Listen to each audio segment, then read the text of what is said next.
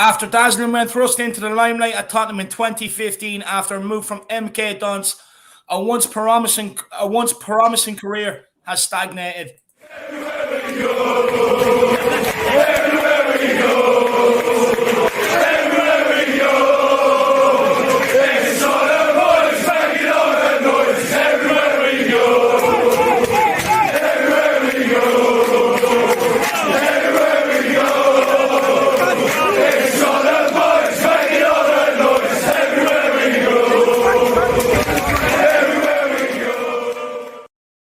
Yes, guys, you know what time it is. It's your boy David at the Irish Hotspur, Ireland's #1 Spurs fan, bringing you the fall of Dele Alli.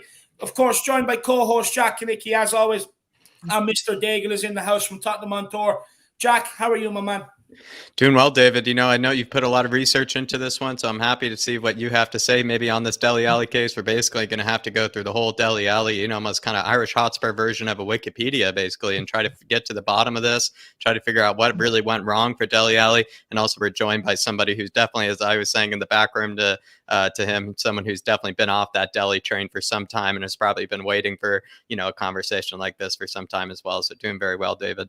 No, it's good to have you. Good to have you, Jack. Oh, look, it's definitely going to be a good show. Mr. Daigle, my man, how are you keeping? It's all good. It's all good. It's starting to get a lot colder here in Canada.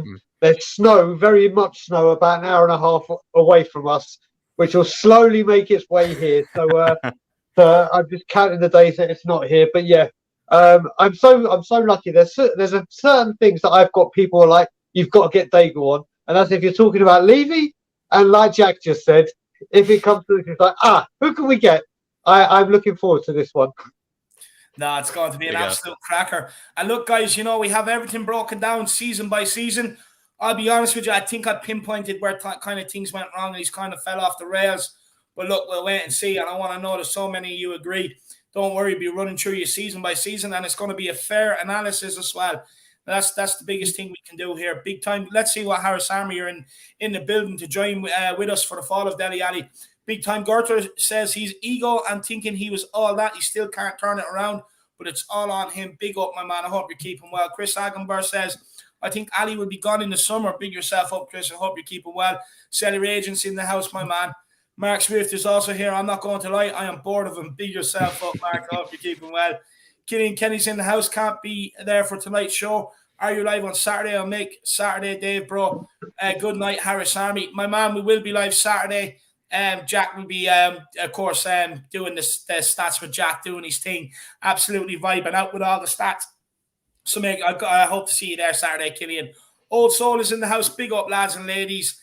Come on, you Harris Army. Come on, you Spurs. Big yourself up. I hope you're keeping well, my man. D-Trex Kane, big up the Musketeers and the Harris Army. Jack, I know other players that could make an impact at Spurs, like Nayef Aguerd, left-footed centre-back at Rennes, Lisandro Marinez at Ajax, and Kone from Gladbach. Yeah, I'm actually not too aware of Nayef Aguerd, but, maybe I'll take a look into him. Lisandro Martinez has been absolutely smashing it over at Ajax at the moment. Seems to be a really big and upcoming player. He's kind of had a few kind of great seasons there under the radar. And then when it comes for Kone, I know he just moved there to Borussia Mönchengladbach, but he's also just absolutely smashing it. He's actually taken away Florian Neuhaus's kind of spot over there, which is definitely a big deal. He's absolutely killing it. I would love to have Kone. I very much fell in love with him the moment I did that watch along with David a while back.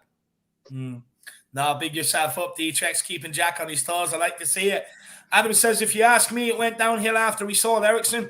Looking forward to a great show, lads. Big yourself up. Big up, Adam. I hope you're keeping well, my man. Legend. Spurs72 says it's my anniversary today. I've been trying to be a good boy this week so I can watch you guys all next week. I hope Jack and David and everyone in the chat have a great day. Enjoy. And come on, you Spurs. Big up, Spurs72. I hope you keep Happy anniversary. Happy anniversary. Yeah, and happy anniversary. I think his wife deleted the YouTube account on him last week because he's watching too much YouTube. So he's back again. But big up, my man. I hope you're keeping well. Jason Fox says, let's go. Come on, you Spurs. Big up, Jason. I hope you're keeping well. Same to you, Zoe. She says she's looking forward to this. Big yourself up. James Watson's in the house. My man says, big up, lads, and chat. Come on, you Spurs. Golden Cock is here to join us. He says, coming to terms with Dele not being good enough was hard for me. He grew up 5 minutes away from me, and I had his name on my shirt for 3 years. That game he captained us in Europe was the last straw. Do you know what, Golden Cock? I'll be honest with you, it kind of hurt me doing it. Look, I was a big Dele fanboy, but at the end of the day, I'll be honest with you, there's only so much shit I can take when it comes to a player, you know what I mean? Especially with how much they're being paid to do a job. And, you know, it wanes fairly quickly. You only get so much feedback with me. And it was a very sad one to do, I have to say. It really was. Big yourself up, Golden Cock. BX Gunner is in the house, been waiting for this topic. Big yourself up, man. I hope you're keeping well. Sanuska Ramchunder is in the house. Evening all. I think maybe Dele's priorities changed, and also players like Dembele and Eriksen leaving might not have helped as they were sold around him. At least that's my opinion anyway. Very interesting observation. Very, very interesting observation. Keep them thoughts. Parra Miguel Escobardo, good evening, fam. Come on, you Harris Army. Come on, you Flat. Come on, you Spurs. Hope you're keeping well. Shmoo Van Spurs says, where did it all go wrong for Dele? What usually happens when you give someone young a bag load of cash? It gets to their head and they bottle it. No, that is a fair point. Alfie Gosling says, big up, lads. Love the content from you all. Come on, you Spurs. Come on, you Flatcap Army. Come on, you Irish Army. Big up, Alfie. Hope you're keeping well. Terry Wright's in the building. Says, big up, Irish. Big up, my man. What a legend. What a legend. We also have Joseph Shepherd in the house. We have George in the house. He says, big up, everyone. Nick is in the house. He says, big up, Nick. Big up, Nick. Massive represent. Love that, big yourself up. Big yourself up, Nick. Hope you're keeping well. We also have true blue Spurs. Bricey in the house. Yes, the lads morning. All come on, you Spurs. Brian, yes. Big yourself up, my man. We have Gunner in the house. You have to rise before you fall. He did rise, to be fair, now, Dublin Gunner. We'll break that down. He did rise, to be fair. But big yourself up. Seb Shah is in the house. Seb Shah, he says, big up David, Jack, and my man Brian, and all watching. Big yourself up. Hope you're keeping well. Chris made it. He's still awake. He says, big up David, Jack, and Brian. Big up the lads. JC says, good evening, David and Jack and Brian. Kevin K is in. He says, lads, have you heard we are after the next Van Dijk from Ajax? No, I'm not even going to get into that, my man. You nearly got me, Kevin. You nearly got me. You nearly got me. I'm too good for that. Graham, big yourself up. Evening, Brian, David, and Jack. Big yourself up, my man. And he says, Enoch out too. Mr. Wemberley 1 says, the moment his clothing range was released, Dele's desire completely went out the window and complacency set in. Fair point. Matthew Collins is in the house as well. Hugh's in the house. Big up, Hugh. Light work says, when Joseph came, he started to lose form and be lazy. Interesting. We'll just have to wait and see what we have in store. Just wait and see, light work. But big yourself up, my man. Really appreciate the support, Jack. Would you agree with light work here?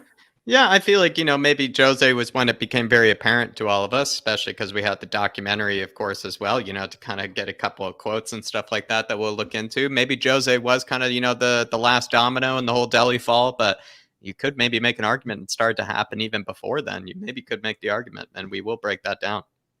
Definitely will. Elias is in the house, big up. Mark Cousins is also here to join us. Jamie Gates says, boys, tip of the hat to you.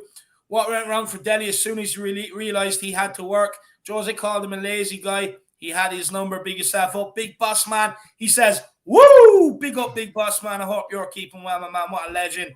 Nuno's into wind me up today. Big up, Nuno. I hope you're keeping well. Big yourself up. Yeah, you should have done better at my club, Nuno. Empty Council House says, big up, lads. Harris Army, good to see you, Empty Council House. I hope things are well. We also have Simon Stevens. Dele was a good lad, but he discovered shagging and Fortnite, and it all went downhill from there.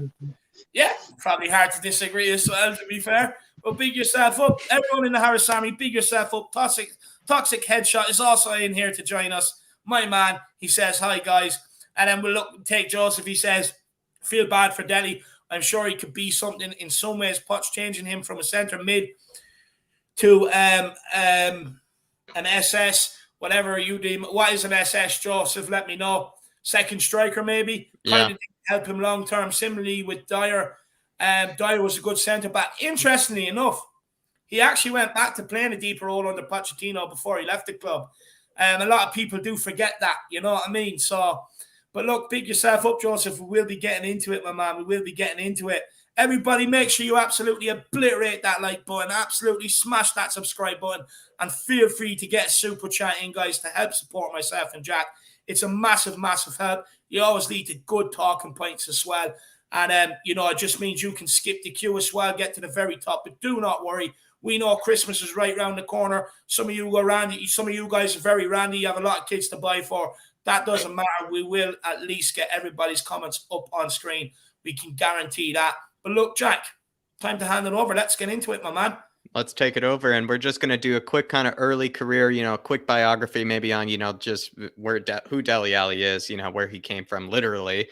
His full name, by the way, everybody, is Dele Jermaine Ali, which is actually a beautiful name, I must say.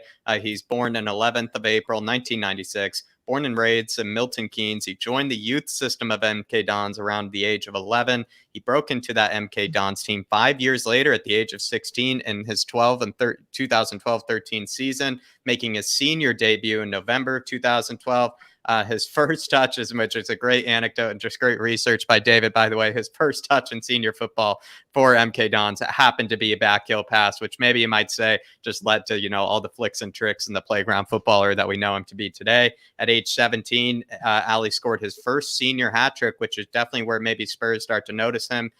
His historic 4-0 win over United for MK Dons, where scouts all over Europe start to attend the matches of Dele Alli, you know, the likes of Liverpool, Bayern Munich of note. And then also over the next 2.5 years at MK Dons, Ali would go on to make 88 appearances, scoring 24 goals for MK Dons, especially considering the age that he was doing this at as well. Very, very impressive, you must say. And we will break that down for a few seasons. The dude, you really will remember, was practically the best up-and-coming English talent in all of Europe when you really think about it. And then, as of course, he signed for Tottenham in January of 2015 for a measly, very humble £5 million, and then being loaned back to MK Dons for the remainder of the season, where he won Young Player of the Year at the Football League Awards, and then helped MK Dons win that automatic promotion to the championship. Maybe debatably one of the best MK Dons players probably of all time, of recent, you might say.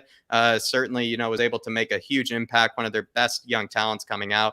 But David, we will now probably break down his 15-16 debut season over at Spurs. And, you know, in that case, you know, it was a bit of an interesting season for him. You know, of course, you know, under the likes of Mauricio Pochettino's man of the match performance versus Arsenal, where David did speak about, where he played as kind of a center mid. But before I maybe break down a bit more stats, I want to get kind of Brian Daigle involved in this. Brian Daigle, maybe if take yourself back all the way back. I mean, all the way back to his debut season. I mean, What were your thoughts around Dele Alli? You know, the fee, you know, him coming in. Did you really expect anything? Were you already blown away? How do you feel about, you know, his debut season? So the reason I'm so anti-Dele at the moment is because I love him so much. I absolutely think he's got everything. It's literally because I know what he's capable of, and he's just literally throwing it all away. There's a famous saying that says, "I'm not going to have a problem if you aim high and hit, but I'm going to have a real problem if you aim low and hit." And that's what Dele's done. He was right up there. Now, you asked my first impressions. When we were in talks to sign him, my best mate, who's got one bad flaw in his whole thing, which is he's an Arsenal fan, he was on our WhatsApp groups of friends. We going, "Ha, look what you're doing. You're signing people from MK Dons. That's how bad you've got." And I said to him, "Do you know what?" And I said to him, normally, do you know what? Normally I'd be like, "Oh God, yeah, what we doing?" But I said, this kid, and I've been watching him for a little bit, and I said, this kid is different gravy. This kid is going to be like something you've not seen before. And he's like, yeah, whatever. And that season, I mean, you saw the stats, but we all got together. One of the things we do back home is if we can't get to the game, there's a load of Spurs and Arsenal fans that are all really good friends. We get together for the game, watch it in the pub. And it was the game that we drew 1-1 with the filth at the Emirates, when Harry Kane scored that goal from a long ball from Danny Rose, and Dele Alli got man of the match. Yeah. And my best mate turned around right away and said, "You know what? You were right. This kid is something special." And he was. I mean, everyone else was saying when we first got him, he was going to go out on loan because he's too young. We just bought him as another one for the future. But I was like, he ain't going on loan. This kid's going to get in the first team. And how is he going to get in the first team? He's going to command a position. It's not, "Oh, we're playing him by choice." We're playing him by necessity because he's that damn good. Yeah. And in that season, he was phenomenal. You got to remember as well, when he scored the first goal in the 3-0 win against Man U, that was his last goal and his last performance as a teenager. As a teenager, because he turned 20, I think, the Tuesday or whatever it was after. It's kind of crazy to think his best years were really as a teenager as well, which is also unbelievable and very rare, you might say, as well. And normally, you know, even if players fall from grace, you kind of think it's that 22, 23, 24 range is kind of where they really hit their biggest heights. But for him, it was just like the youngest he really was when he was at his best. Well, you look at it, Jack, you mentioned in there as well the Dele Alli goal. Now, that goal, no matter who you are, who you support, is a thing of fine art. It's a masterpiece. And the sad thing now is that wasn't a fluke. That's what this guy can do. This is what this guy has in his arsenal. Or sorry, wrong word. In his locker. In his locker. There that's you what go. I'm trying to Thank you, say. Jack. The word just completely lost me. It's like Vlahovic all over again, Jack. You're there to the rescue. So that's what annoys me, because he is so capable of these things, and he's just throwing it all away. And that's why I'm so. But this first season was incredible. David, I mean, what do you make of the fact that in this 2015-2016 season, you know, he was playing a whole lot of center mid when you kind of think about it, especially, you know, and he was awarded the man of the match in his first North London derby playing as a center mid. He seemed to maybe be kind of more of that kind of box to box kind of midfielder. He especially had that nasty streak back in him as well, kind of back then. I mean, what do you kind of make of it, David? I mean, he did really actually, you know, kick off, you know, right away, you know, playing so well for Spurs. You know, what do you think, you know, made him so great maybe in that original season, especially playing as a center mid? Do you know what it was, Jack? Even before the season started, there was rumors around in the training ground that this guy, he had so much confidence. He was megging all the senior pros and everything. He just slotted in right away at home. And look, he made his debut, you know, in August with 13 minutes to go for Eric Dyer in a 1-0 loss to United. That was his debut for Tottenham. Then 2 weeks later, he scored his first Tottenham goal in a 1-1 draw with Leicester.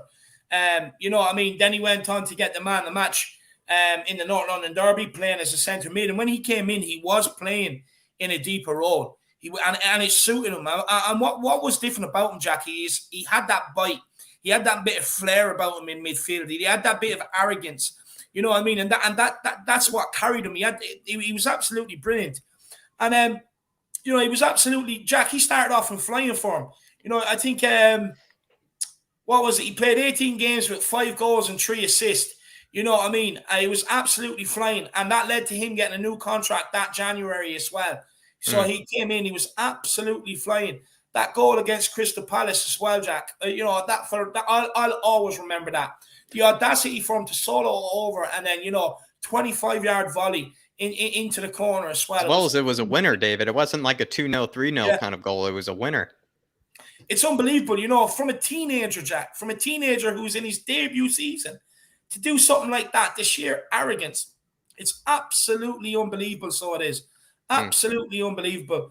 But look, as we know then, as the season went on, you know, that kind of faltered away. You know, don't get me wrong, he had a very good campaign that season.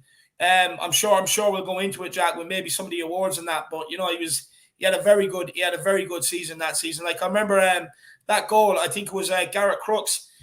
He was saying, you know, I've seen some glorious goals in my time.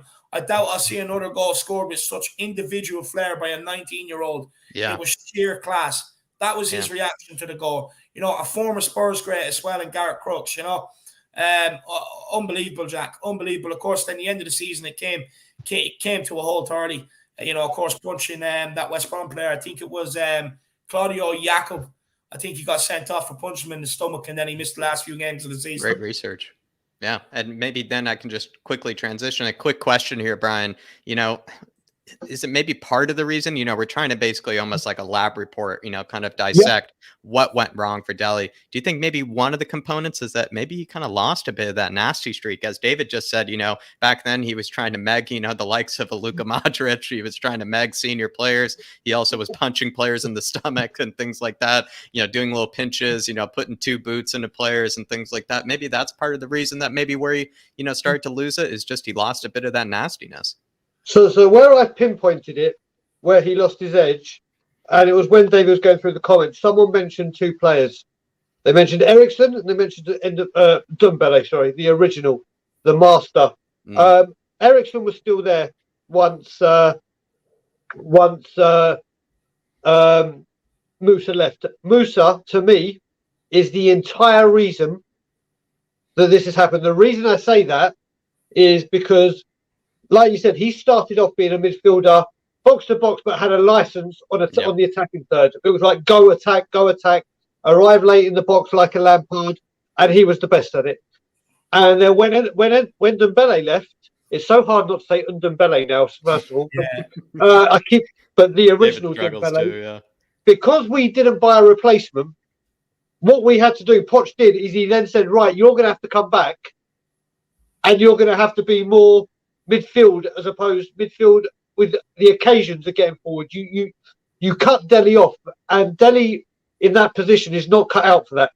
He is not cut out for that. So again, our lack of strength in depth had a huge issue with it, because if you look at it, I would say at that time, without a doubt, Dele Alli was the best midfielder of his type in the league, if not one of the best in Europe.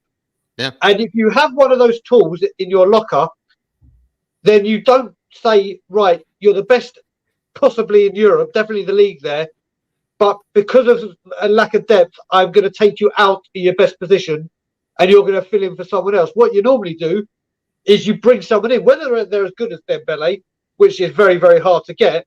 You could get a midfielder that does the job, which allows Dele to go and do what he does. You saw, for me, that was the moment where Dele lost his edge. And that's, to me, totally where it went. But that's just his competitive and footballing edge. Now, obviously, as we go forward, it's more than just the footballing edge. It's his out of football that's playing a major factor in it. But from a footballing side, the moment he lost it, for me, was the second Dembele left. Yeah. That's an interesting shout there. Actually, a bit of an outside the box shout, I must say. Just quickly, I just want to say hello to this absolute little nutter, Ryan Casey. Big yourself up, my man. I hope you're keeping well. My man, don't ever change. It was a joy down in Waterford with you, my man. Keep doing what you're doing, my man. Big yourself up. What an absolute legend. And Truth Sets Free saying happy holidays to everyone coming up. Best wishes to everyone, and big up to these legends on the panel. Thank you. It matters what you do. People love it. Thank you very much, Truth Sets Free, and happy holidays to you. Hopefully you're going to be enjoying your Thanksgiving that's coming up. I definitely will be able to see the family, which I haven't seen in some time, I must say.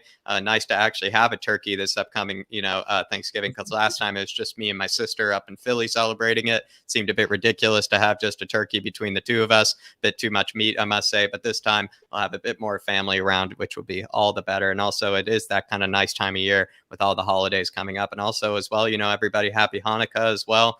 So I will say, it is just a good time of year for everybody, all Spurs fans out there. Well, we will move on. Thank you very much, Truth Sets Free, though. Really appreciate it. Also, thank you for wishing everybody in the chat well. Thank you for wishing the panel well. Really big yourself up. Moving on to the 16-17 season. And by the way, everybody, Dele Alli last season, he's won 2 PFA Young Player awards in a row when you think about it. Also won one of the best young players in the championship award in that, I think, original season at MK Dons as well. So when you think about it, the guy was just, almost like a linear line, just absolutely rising exponentially. But in that 16-17 season, a bit of an interesting factoid again, changed his kit name to Dele instead of Alli. Apparently didn't have too much of a connection to his surname. We won't get too much into that, but David really did do his research. He broke down every little angle of the guy, but as well, he did make that Champions League debut versus Monaco, which is, just considering his age, is just absolutely ridiculous, and especially just someone so young. He scored 8 goals in 6 matches, and this was actually very spectacular because this was during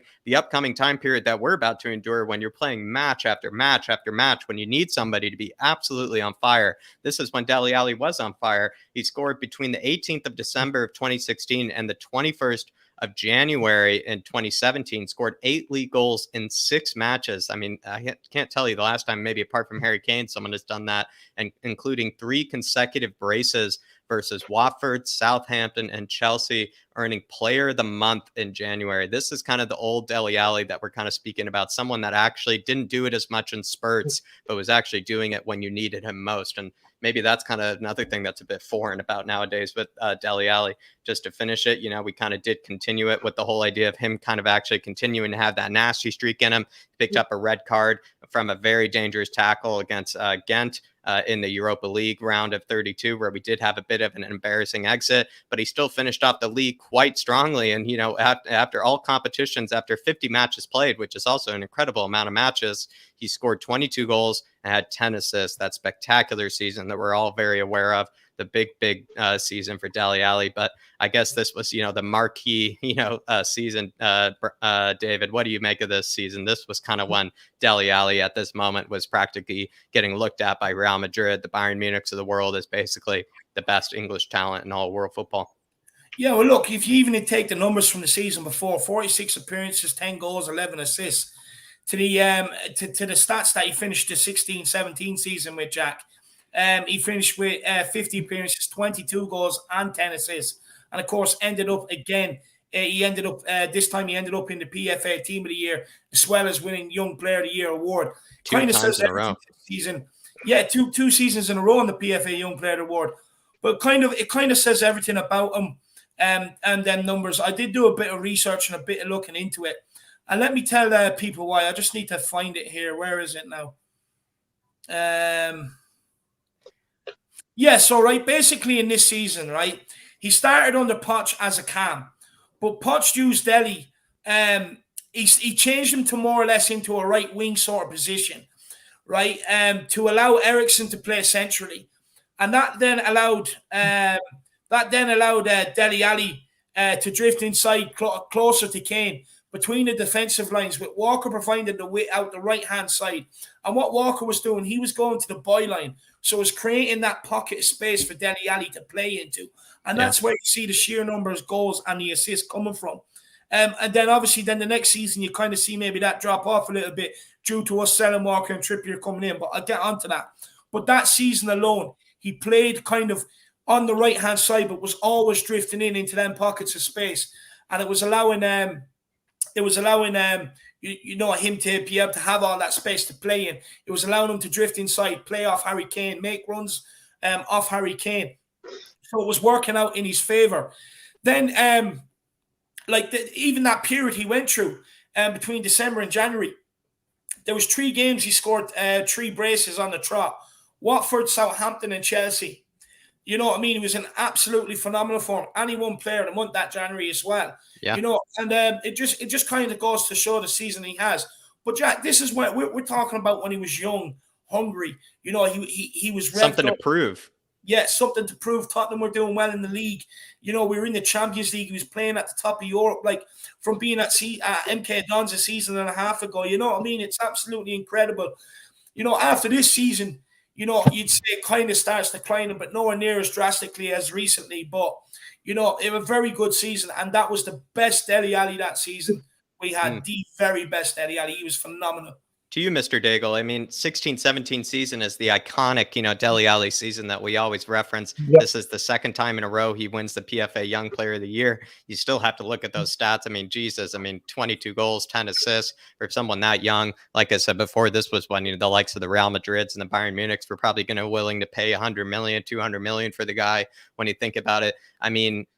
Take yourself back to maybe the glory days of Dele Alli. We all probably thought that this guy was not even the real deal, something more than that, something like, one of the best players in the world, growing right in front of us.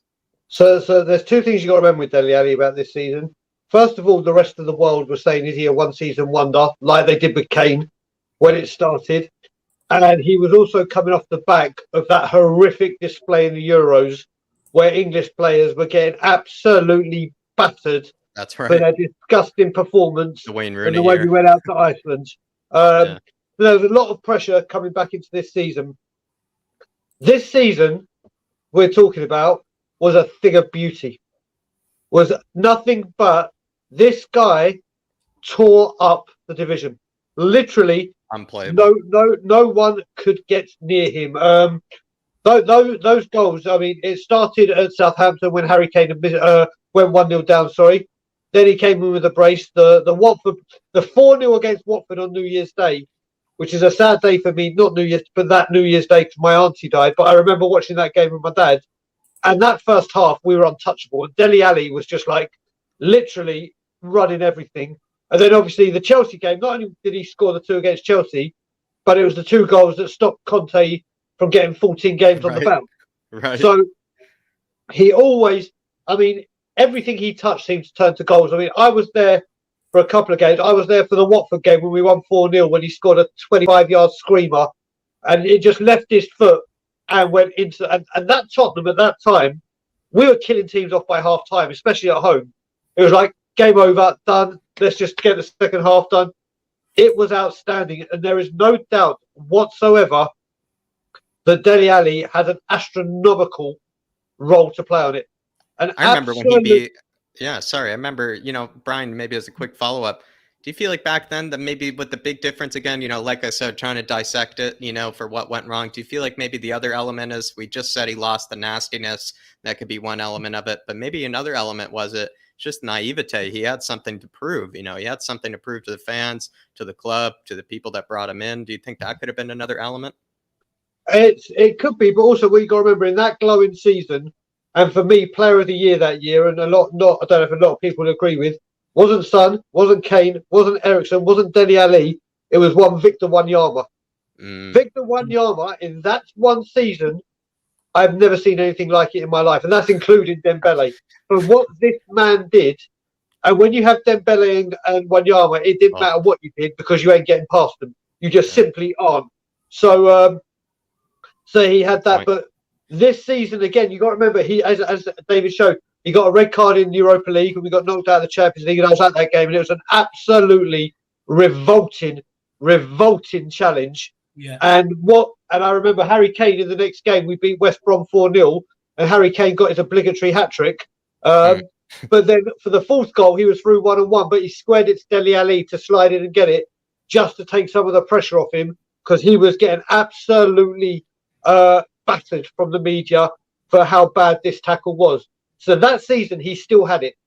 You didn't see it as much because he was actually allowing his football. No one could get near him to even give him shithousery because you just couldn't touch him. But I think in the first season, he really did it to like, I'm here, I'm not going anywhere. And as a little kid, you remember with Gascoigne and the Vinnie Jones holding his bollocks and whatever, when you hear a good talent's coming, you get someone to go in on them and say, right, listen.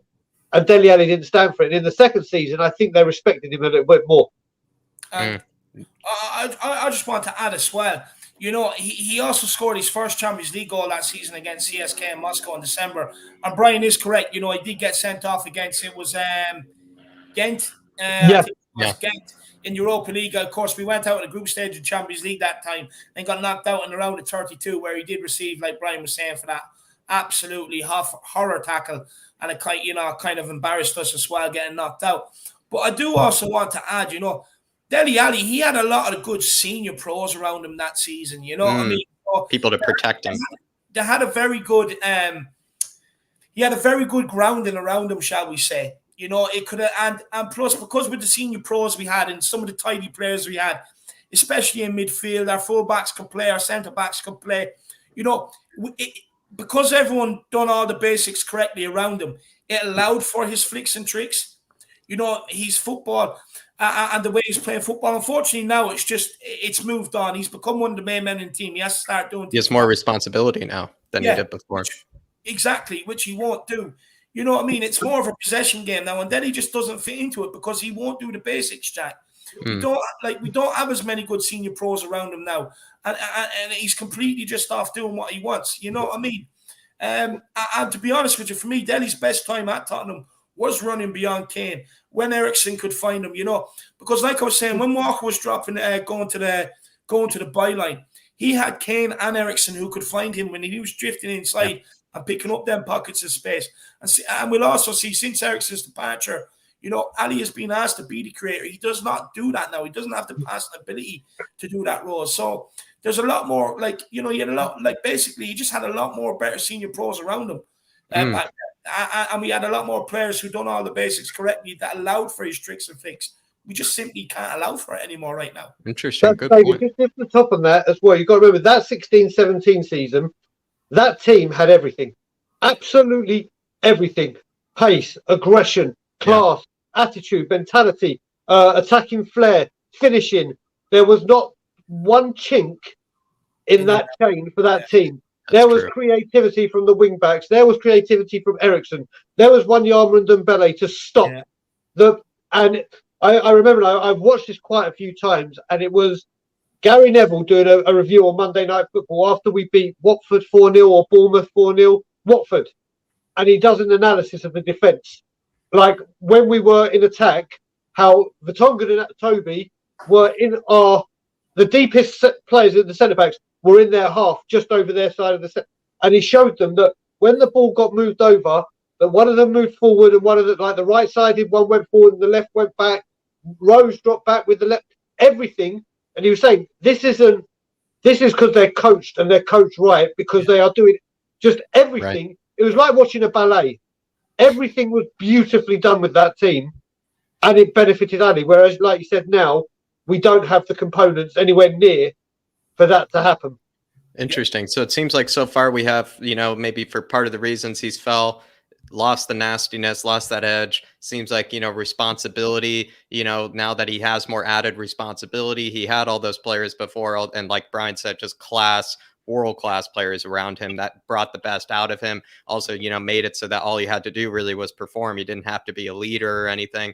That's the other one. And I think the third one seems to have been, having to do with just a bit of that, kind of just a bit of that kind of grit and, maybe that kind of team that we used to have. We used to just have a team that, played the way that Dele Alli liked to play, which was the flicks and the tricks. Basically, we just relied on him to be the spectacular, to be that, kind of X factor player.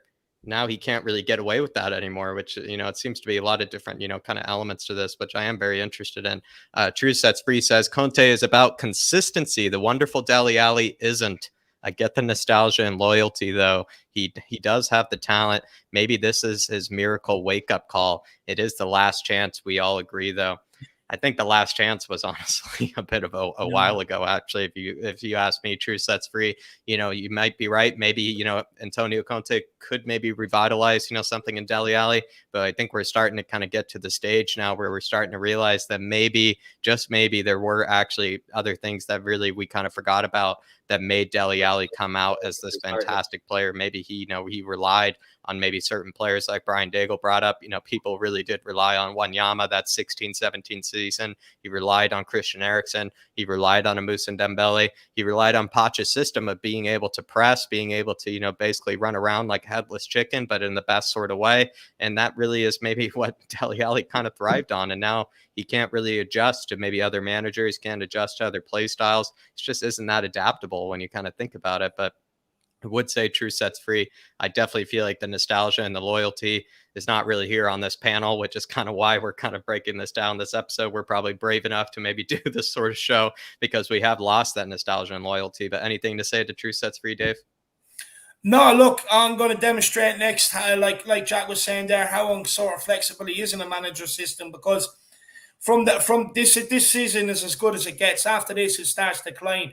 Again, I'm going to point out like the difference between Trippier and Walker and the difference it actually made to his game, because not a lot of people would notice that Kyle Walker going through the byline created all that space for him with Kane and Eriksen being able to play him. And when we saw Kyle Walker and brought in Trippier, and Alli was asked to play a sort of different role, maybe a bit deeper as well, it just didn't really work out for him, and he's just not adaptable. And we'll show that as the career, as we continue throughout this show. But big up the Truth Sets You Free. Really appreciate it, my man. But honestly, the biggest thing probably as well is that rise, like I was alluding to, he had a lot of good senior professionals around him that done all the basics that allowed for his tricks and flicks. And now, when you're asking him to step up, be the main man, he just wants to shirk the responsibility. Well said, Dave. OG Garrett says, if Conte can't get the best out of Alli by the February-March part of this season, I think we can forget about him and try to see if we can cash in on him. Listen, OG Garrett, again, the reason I think we're making this video right now, it's almost a little bit too late. It's a little too late, I feel like, for him. I feel like there's kind of no chance, really, at this rate of even reviving Dele Alli, because, as we will discuss as well, 21-22 season is one season. The 20-21 season is two. The 19-20 season is three. The 18-19 season is four. You then go back to the 17-18 season, which is his last sort of good season. That's 5 seasons, basically, when you think about it. But Brian Daigle, I mean, is it a little too late for you to even kind of say, he's going to revive himself? Yeah, it's too late for me now, and not because of his footballing genius. Dele Alli leaves the club. I'm actually likened him in a way to Emmanuel Adebayor. He gets the contract, and then he throws his toys out the pram, and it's just too. And I think now, if Dele Alli was to return to his glory, as much as I'd love it on the pitch, it just goes to show me how poor his goddamn attitude is, how poor. And obviously, he's part. There's no doubt in my mind whatsoever that he's part of the toxicity within the club. You just look at that documentary, and they made a bit about it. It drove me up the fucking wall when he's been terrible on form, and he's laying down on the blooming physio bench, and they're going, name your 3 favourite chocolates. I'm like, no, let's name your 3 fucking attributes you need to work on and get it sorted, because I pay you handsomely to do a job on the pitch. Let's not joke about your favourite 3 chocolate bars or whatever. And for me, attitude is a mentality is a huge thing. And you know what? If it happens over a little bit, I can get it. Everyone, they're human. Everyone goes through bad patches when you take away that outside world. You know what I mean? We all have issues we have to deal with.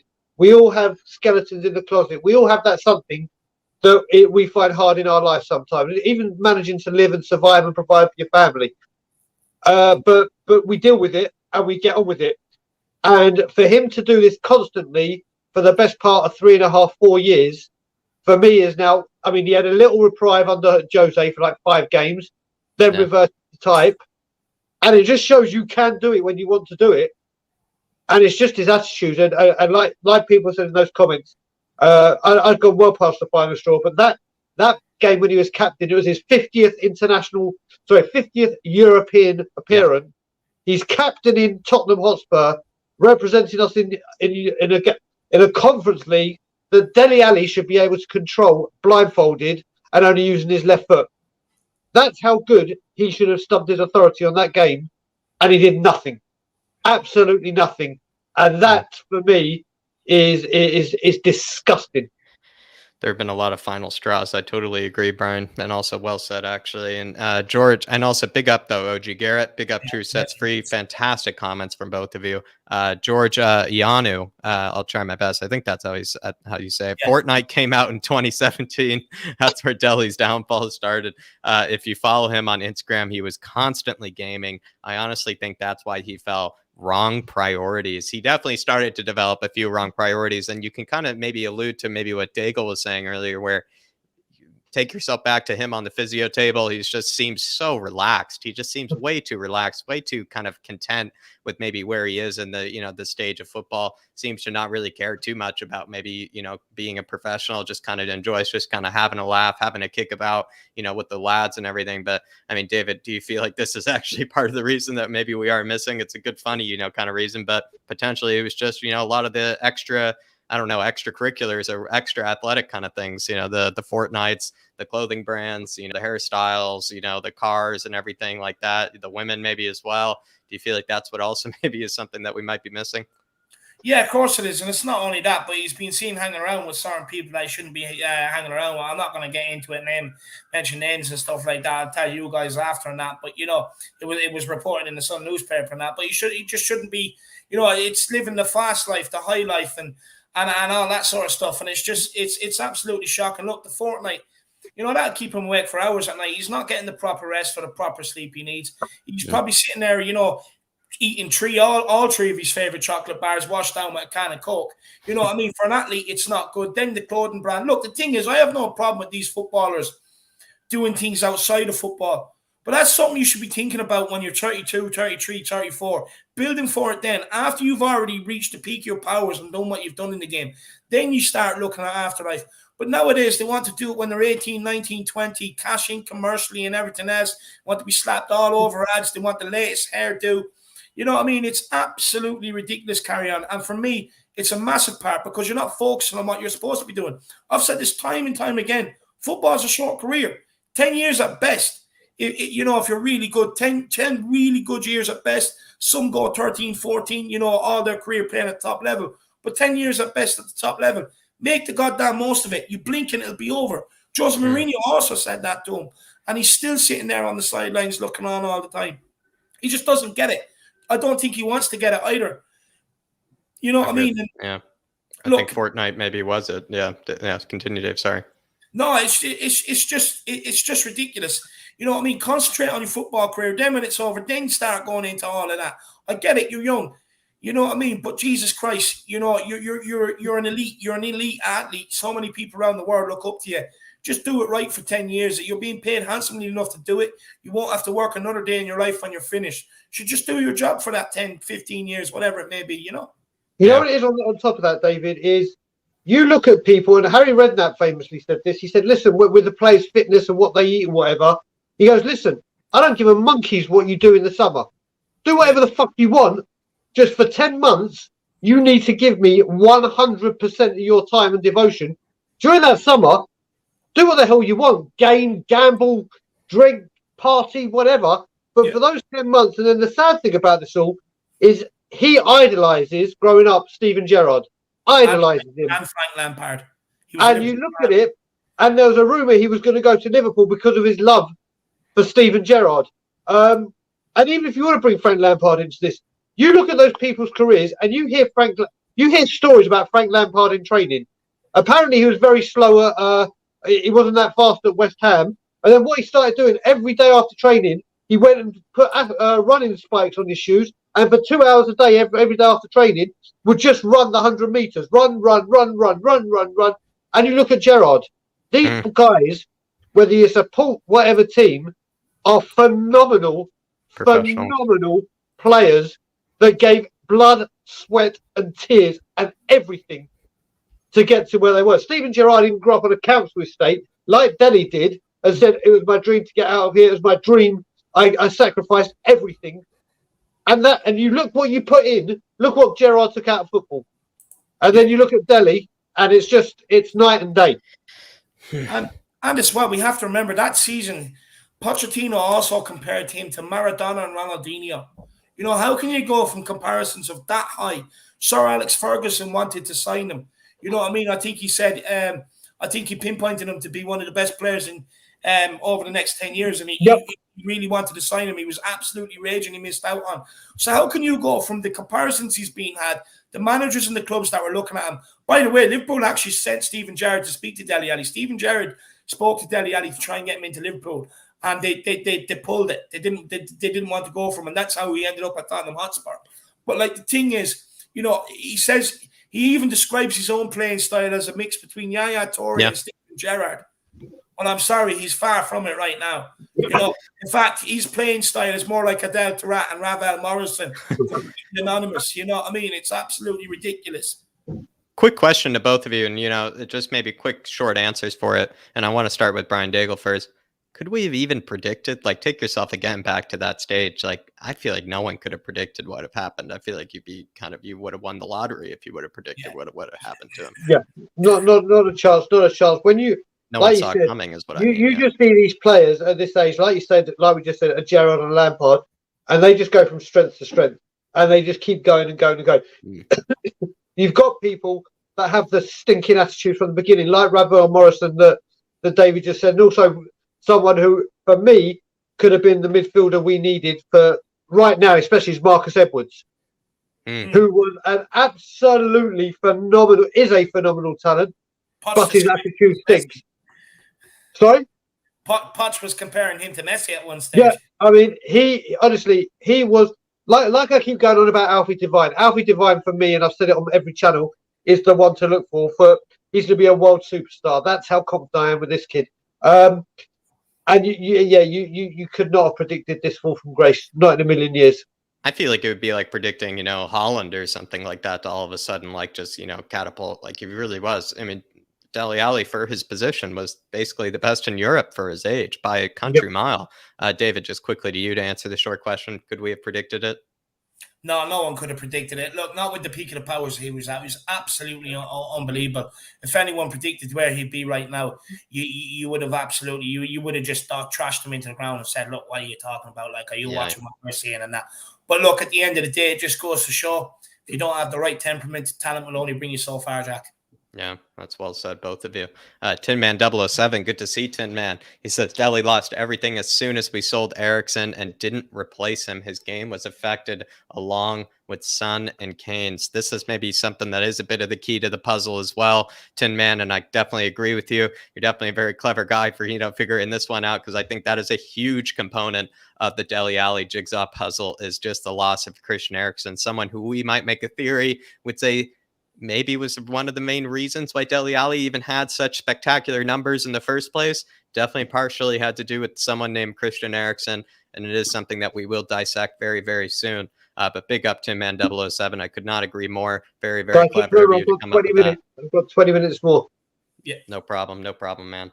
17-18 season, everybody. 50 matches played, 14 goals and 14 assists in all competitions. You start to see maybe the signs of maybe the drop here. Still a decent season, you might add, but he did start to kind of score and assist more in kind of bursts when you kind of think about it. He did have spectacular matches, and then he would kind of go quiet for a few games after that. It really wasn't the same consistency that we were used to. He did score a fantastic brace in the battle at the bridge against Stamford Bridge, where it was our first win there in over 28 years as well. But again, I feel like we can kind of gloss over this season. 17-18 season is kind of the moment in time when we do maybe start to see a bit of the inconsistency again. I don't really feel like at this stage, though, we probably could have predicted what was going to happen. We probably just thought, listen, this is kind of the moment when we start to see, kind of the big contracts being signed for him, but he's still kind of performing still to a decent degree. But I would maybe argue that, again, no one could probably have predicted anything to happen to him at this rate.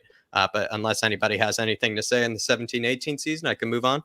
Just quickly, look, you may look at the stats and say 14 goals, 14 assists, but it was all in bursts. He'd have 2 or 3 games where he'd score a couple, assist a couple, and then he'd go missing for 4 or 5 games compared to the consistency of the following season.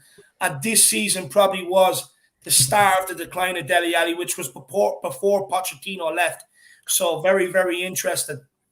So the only thing I will add to that is basically that brace at Stamford Bridge and being the goal scorer, along with Eriksson, obviously, to end that 20, God knows how many year voodoo at Stamford Bridge.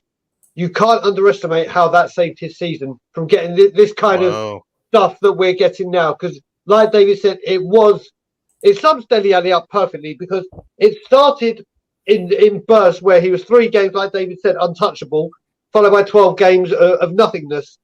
And nothing sums it up more, and why, like I said at the beginning, I get so fucking frustrated with him. If you look at that very first Chelsea goal, the level of skill in that goal is first of all, the way that he made that run, the way that he arched his run and saw that run. The ball for Eric Dyer was sensational, but his very, very first touch to stop that ball dead, like when it was coming out of the air, is absolutely outstanding. Yeah. And then the finish that he did, just to curl it in and kiss off the post, that goal was, again, the levels that this guy, that's a normal thing for Dele Alli. That's what this guy is capable of. That's his bar. That's the 2 years before Dele, he would have gone, yeah, that's just Dele Alli being Dele Alli, because that's what he can do. And like I said, he went away and frustrated the crowd doing it, giving it all that, which is all banter. But that game saved this season, because that game, that goal just sums up what he is capable of. Nothing better than summing that up, and that's what saves his season.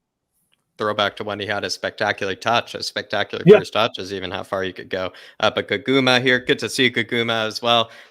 She says it's like a fox, David, or a cat. I think with hearts kind of blowing in the air as well. Big up, Goguma. Really appreciate you as always. Oh, also good to see you as well, Goguma. Yeah, it's nice to see you. I feel like I've missed you for some time. Definitely probably hasn't been too long, but that's just how much David and I are at it these days. But big yourself up. Nigel Gates saying, I think Dembele was a bigger loss than Eriksson, but if Dele was that good, he'd deliver no matter who was in the team. That's what is another very kind of underrated comment right there, actually, is there were a lot of players that maybe made Dele Alli the player that he is today. I couldn't agree more, Nigel, as well. Eriksson definitely was the one that was probably providing for Dele Alli, but maybe Brian Daigle brought it up earlier where Wanyama and Dembele were the ones that really made that whole team tick, made that whole team almost impenetrable, made that team an unpenetrable force as well. But David, we even answered on Kaniki Answer Me last night as well. Which player would you rather have in that system right now? And Antonio Conte's, we did all answer Moussa Dembele, which really does speak a lot about Moussa Dembele. Yeah, no, Moussa Dembele for me, look, he was unbelievable. I'd say our best player on the team. Wanyama, he just turned the ball over every opportunity. He was absolutely unbelievable. Dele Alli had that behind him, but we were also playing a team that played high possession, played possession with high intensity as well. What Christian Eriksen done was he was the one that was rotating the ball left to right, putting the passes in behind. Dele Alli was making the runs off Kane. So Dele had no responsibility but to find him, just to pick himself, just to get into space. That was his only responsibility. Yeah, but as exactly. When we asked him to start actually being on the ball and being the creative responsibility, he went. Look, no doubt the sale of the two of them hurt him. Dembele was the first one. Kyle Walker, actually the sale of Kyle Walker hurt Dele Alli a lot more than what people realise. Like I've already explained, but then Eriksson as well. But look, Nigel's right. No matter who's in the team, if he was that good, he'd deliver no matter what. So, well, top on that as well, David. What you normally do is you say, right, I'm going to build a team around you. As you hear, I would build a team around Kane. Like you said, when we lost these players, when you've got someone as devastating as Dele, again, you say, right, I need to build my team around it. This is a winning formula. Dele Alli, like you said, his only responsibility was to arrive late at the box and do what he did. And some of that you can't even train people. It's just like a natural tap-born talent. And then you look at it, and I use your quote famously, David, with this because it's so true. We got 50 million for Walker, and we just did not back him up. We went and got an Aurier. We went and got so even when we got rid of these players, you could have easily gone and sorted it by signing the players at the right price and saying, right, we've lost 3 huge players. I'm not getting just anybody's and hope they live up to the potential. If I want to get the best out of Dele and I want to get the best out of Kane, I need players to come in and do what these guys were doing. Now, obviously, it would have been very hard to find the likes of a Walker, a Dembele and Eriksson, but they're certainly better than what we actually got. Bruno Fernandes being one. Obviously, that was so you look at it, and again, it comes down to recruitment and the managers not being back, because that easily could have been rectified, but we didn't. So a lot of it, like you said, when you get to a player like that as well, Dele Alli should have the attitude, you know what, these players are gone. This is my time to shine. This is my time. I'm going to take the mantle. I'm going to be the guy that everyone go, if Dele Alli plays, then Tottenham play. I want that. I want to be the... And it's just not. Do you know what? Also, if I was him and I saw how many people had taken me over for my England place, which was a given, that Dele Alli, during that peak time, no one touches Dele Alli's place. It was as sure as anything. And to see like Foden, the Madisons, the Sanchos, and all these just eclipse him and go past him, it's just like, that would give me enough adrenaline and what's it called? Willpower to say, right, do you know what? I'm getting my England place back. But just nothing. Just nothing. Yeah. Even to be a bit nice to Dele Alli still, as much as Phil Foden, Jadon Sancho's and stuff of the world, I mean, they couldn't even hold, honestly, they couldn't even hold a candle at all to the, what Dele Alli was doing back in those days as all. So that really, again, just speaks to, honestly, there hasn't been as much of a spectacular season for a young English teenager, I think, ever really, when you think about it, at least for some time. Maybe you take yourself all the way back to Wayne Rooney. Maybe it'd be the last time maybe someone really was doing it at that young of an age. True Sets Free, though, with a super chat saying, I promised the legend Shamu his holiday Spurs Shamu 00 jersey. How could you deny a man who has the balls to wear a bear suit in his profile pic? Absolute legend. No, Shamu is the legend. He's the absolute legend of the Harris Army. I actually got the joke finally, David, with, he showed me a pic of, the custom designed Spurs kit that he's getting. It says a big sham on the kit. And then it says with the 00 for Shamu. It actually took me a while to get it. I'm just a bit slow that way. But True Sets Free, big yourself up, my man. Also really appreciate you definitely loving and respecting the absolute legend Shamu is. Kuva99 with a very big one. Really appreciate it, Kuva99. He says, biggest mistake we made in recent years is massively hiking players' wages without about having a father figure at the club to keep them focused and on the straight and narrow, like Sonny's father or SAF did. Who's SAF, maybe? Sir Alex Ferguson. Sir Alex Ferguson. Yes. Thank Yes, you. what? Thank you, Brian Daigle. I mean, what would you say to this, Brian? I think this is a very underrated comment. You know, we probably just started, you know, giving contracts to players that maybe didn't. I think Dele probably deserved it when you think about it. But, you know, we're renewing contracts for players that maybe didn't necessarily deserve it. We're absolutely hiking up the wages for some of these players who, again, probably didn't necessarily deserve it. And as well, there was no person at the club, you know, like a Roy Keane kind of father figure or someone that was that kind of, you know, humbling influence, you might say, on the players, you know, that would maybe keep them all in check. They kind of all were just left to their own device, and look where we are now. Well, do you know what? It goes deeper than that, because also it's because there's no football men at the club. There is now with a Mason, there's a King, there's an ambassador at Dawson, but you need football guys and Tottenham guys in that dressing room. I mean, to sum it up for me, what again pisses me off is you look at Ryan Mason now as a manager and as a player, he's not one to say, oh my God, look at that, he's up there with the Spurs greats. But when you look at how quickly his career ended, it can end like that. Like bang, a bad collision, fractured skull. Thankfully, the Wolves guy has been able to come back and play, and thank God for that. And so did Czech or whatever. But certain players can't. And when you see a player or someone in the club day to day whose career has been ended, and literally it's that easy, and it's just disgusting. But when you look at the wages, we now live in a time where, because of the Bosman rule, you've got to have these players on big contracts if you want to get that, and I use his correct words, big sell-on fee. And the only way you can do that is by making sure those contracts stay fresh. And at the time, Dele Alli deserved the contracts he was getting. They should have been some kind of financial advisor, because yes, it's unfortunately now it's ridiculous money, and it goes. Some people can deal with it. Look at Harry Kane.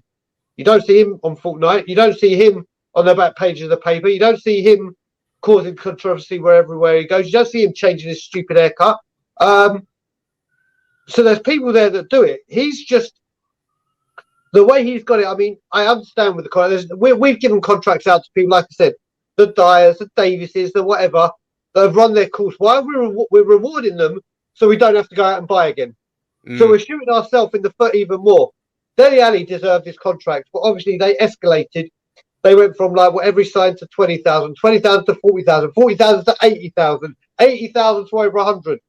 So you could have easily gone 20 to 30 to 45. You could have done it in increments for him to understand money and get a better on it, just doubling down every single time. But Cooper's got a great point. The money in football now is just ridiculous. Absolutely goddamn ridiculous. But not only that, look, at the time we've been offering out stupid contracts. I'm putting one about Harry Winks together. That'll be the next one released. And look, I'll think of what 3 seasons in. He's already had 2 or 3 contracts already, Jack. Yeah, you've discovered that, Dave. Yeah, for rewarding almost mediocrity when you think about it. And maybe the answer might be, though, David, is what Brian was just speaking about, which is maybe it just had to do with Daniel Levy just not wanting to sign any other players. He just wanted to just continue to just give them more contracts because they were sort of producing mediocrity, and he was to a degree accepting of that. Not only that, but look, you look at the time, you look at the team we had.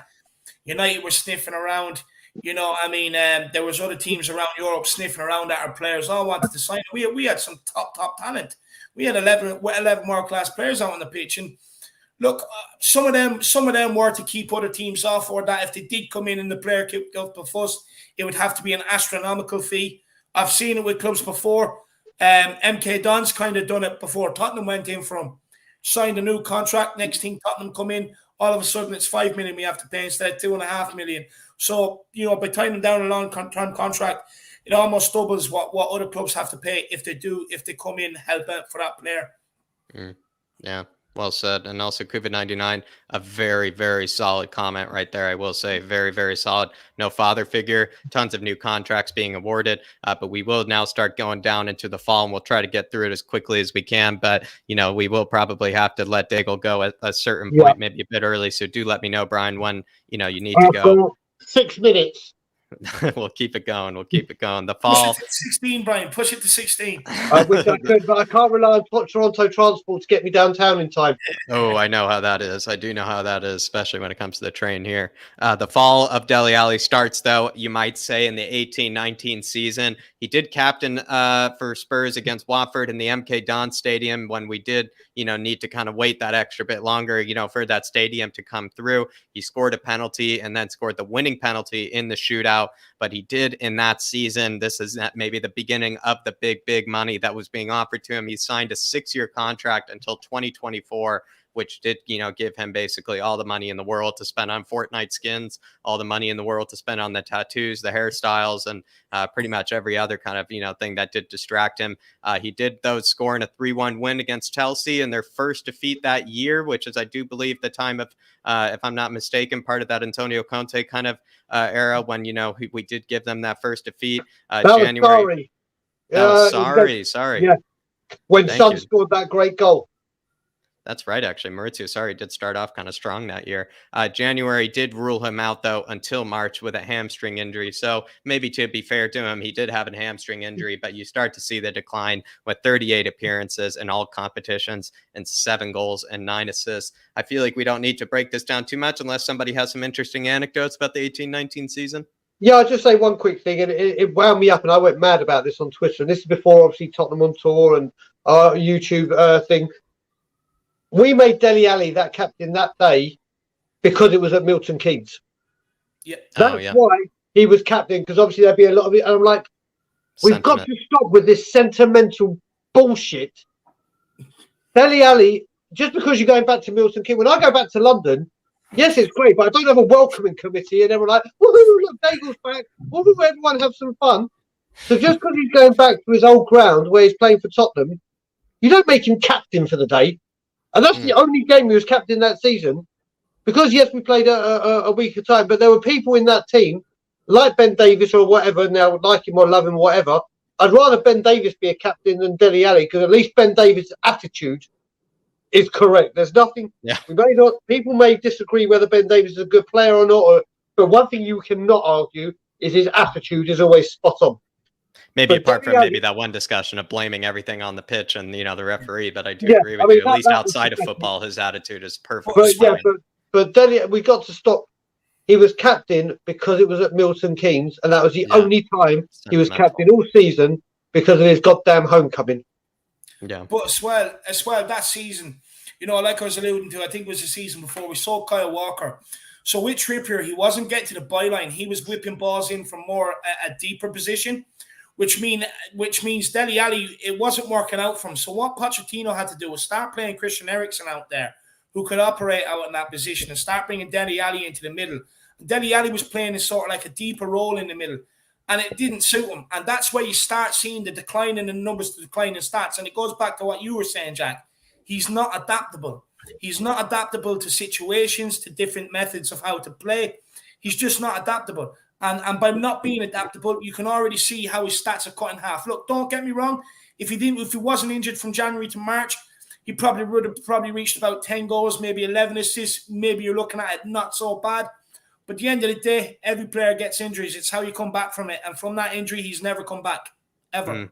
Yeah, definitely not adaptable. I'm going to read out the super sticker from Goguma. Dig yourself up, Goguma. It is, I think this time instead of the hearts, David, it's actually something that I do often a lot. It's a bit of kind of a blushing cat, you might say, in this scenario. Nice. Just kind of, a bit more of a red face kind of blushing cat. But Brian Daigle, I don't want to hold you any, too long or anything, especially when it comes to transport. So maybe I'm being a bit too early, but do you want to give maybe your channel a bit of a plug, maybe where people can find you, so that when you do leave, you can just get on right off. In 8 minutes, I've got to get my shoes on and run around there and so give the channel a quick plug. So I know Brian Ireland's in the chat, so maybe he can put the number up in a second. We are on the push to 1,000 at Tottenham on tour. We're 750 or 40 something, and we're really trying to get to that magical 1,000 number. We're doing a lot of stuff, Brian Ireland and I. There's a lot. We had like I said to you, we had our first official board meeting last Friday. To discuss what we're going to do moving forward and the kind of content we want to create. And Tottenham on Tour are starting to go places with a lot more content. Come and find us at Tottenham on Tour.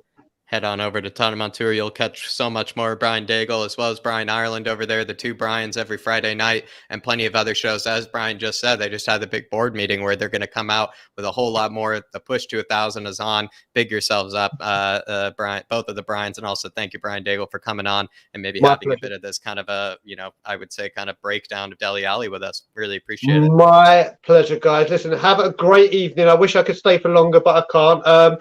But yeah, I'll be in the comments until I get in the underground. So, oh, you see that? Ireland can jump on if you want Ireland. So yes, shall I send him the link? Yeah, go on, send it over. I'll send him the link. So there you go. Look at that for a super sub. Look at that for a super sub. One Brian for another. I'll send it to him right now, guys.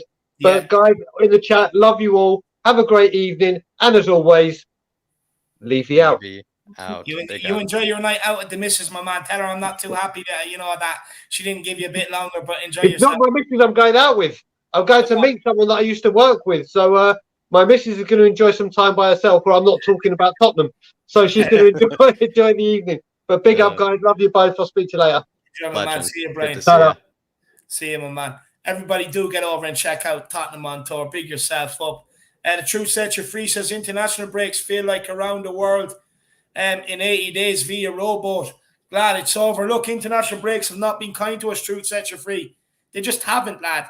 Look, you look at the injuries to Bergwijn, the quarantines, now Romero coming back in a period of games where we need them for the clean sheets and we should be winning these games.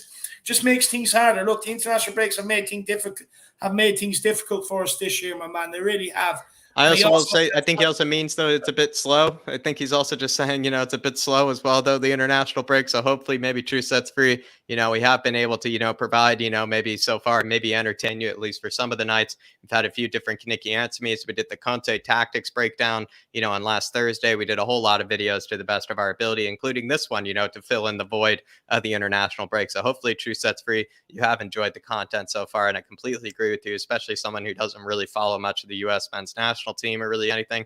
Don't really have much of an allegiance towards a international team, so I couldn't agree with you more. It's just dead time for me. It really is just dead time. But he also says thank you for getting us through it. Like maybe I didn't even read it, so yeah, I took the words out of his mouth. Truth Sets Free. So big yourself up, my man. Absolute legend. And before we bring on the other absolute legend of a Brian, Truth Sets Free says big up Brian Keane, the man with the armband. He is the man of the armband. He is the Roy Keane of the Harris Army. But big yourself up, True Sets Free. And again, really appreciate it. But now we're going to put on another super sub like Brian Daigle was just saying. The other super sub, it is Brian Ireland this time, and also a man of the Ireland Army. Big up, Brian Ireland. And also thank you for joining us. We're about to be diving into the 1920 season now of Dele Alli. But I mean, what have you thought of maybe what we've said so far? Any thoughts? It's super insightful. Thanks for having me on. Shout out to the Harris Army, everybody who's been in the chat. I've been very active, having a good conversation with everybody who's there. Really great analysis, guys. This is a tough one for people because Dele Alli has been what was loved for a period of time, and just the downfall has been such a difficult thing to watch for a player, right, whose song we sang. I sang it in the bars. I don't get to go to the games like you, Jack, but in the bars in Toronto, the Dele Alli song is just something that it's iconic. It's iconic, and you just want to sing it and sing it and sing it because it was just such a coup, like, to get him at Spurs and for him to do what he did when he did it. Impressive stuff. So yeah, difficult topic, but hard to follow Mr. Daigle, but I'm happy to be here, and thanks for having me, guys. Well, you're joining us during the bad years of Dele Alli. I know. So you weren't able to live the glory years with us. You weren't able to live the glory years. Well, I did. I lived him in the chat, Jack. So there we go. There we are. 1920 season. Mourinho has just come in. Poch has just been sacked, everybody. He did miss the start of the season with a bit of a hamstring injury, but we did, kind of feel like, he started off a bit poor, right, David, with, the beginning of the season. Maybe it had to do with the injury. Maybe it just had to do with the beginning of the decline, you might say, the new contract and everything, like we alluded to before. He did score 3 and assisted 4 and 4, though, in that very initial spell under Jose. So maybe that's where I should maybe ask you, David. I mean, when he first had Jose come in, he actually was on flying form. Do you know what he was, Jack? But even before that, he was on terrible form from September to December because he did miss the start of the season, August and that. But he came back in and around September to December. and he was absolutely poor. He was or September to November till Poch ended up getting the sack. He was absolutely poor. He was shocking. Let down Poch. Absolutely shocking. He let him down. Look, along with many others, but he was poor then. Then Jose comes in. He started well, like you said, three goals and 4 assists in 4 games. You know what I mean? But the reason why that happened, Jack, is because Jose put him back into a cam role further up the field. You know what I mean? Rather than after playing deeper in a deeper role for 2 seasons under Pochettino, like I explained, because of the way Trippier and Walker and the difference down that side and stuff like that. You know what I mean? And he just fell off again. But Jack, we'll get into it later on. You have quotes. You remember quotes that Jose was saying to the guy. You know what I mean? I don't want to spoil them because there's some absolute crackers there. And you kind of look at them and you're saying, oh, well, funny you took them as advice. But, the thing is, Jose Mourinho put a lot of effort into him. He pinpointed him. He wanted him to be the catalyst. He wanted to get that dog out of him again. That fight, that grittiness. Jose also said he's a player that plays better when he's playing on the edge. Yeah. He got that back, and then all of a sudden he just lost it. Look, I don't know whether he thought Jose was too hard on him or whatever else it is, but at the end of the day, he's your manager. He's the one that picks the team. You have to please him. You have to do what he wants to do. And he just didn't. Look, that season as well, though, Jack, it doesn't help,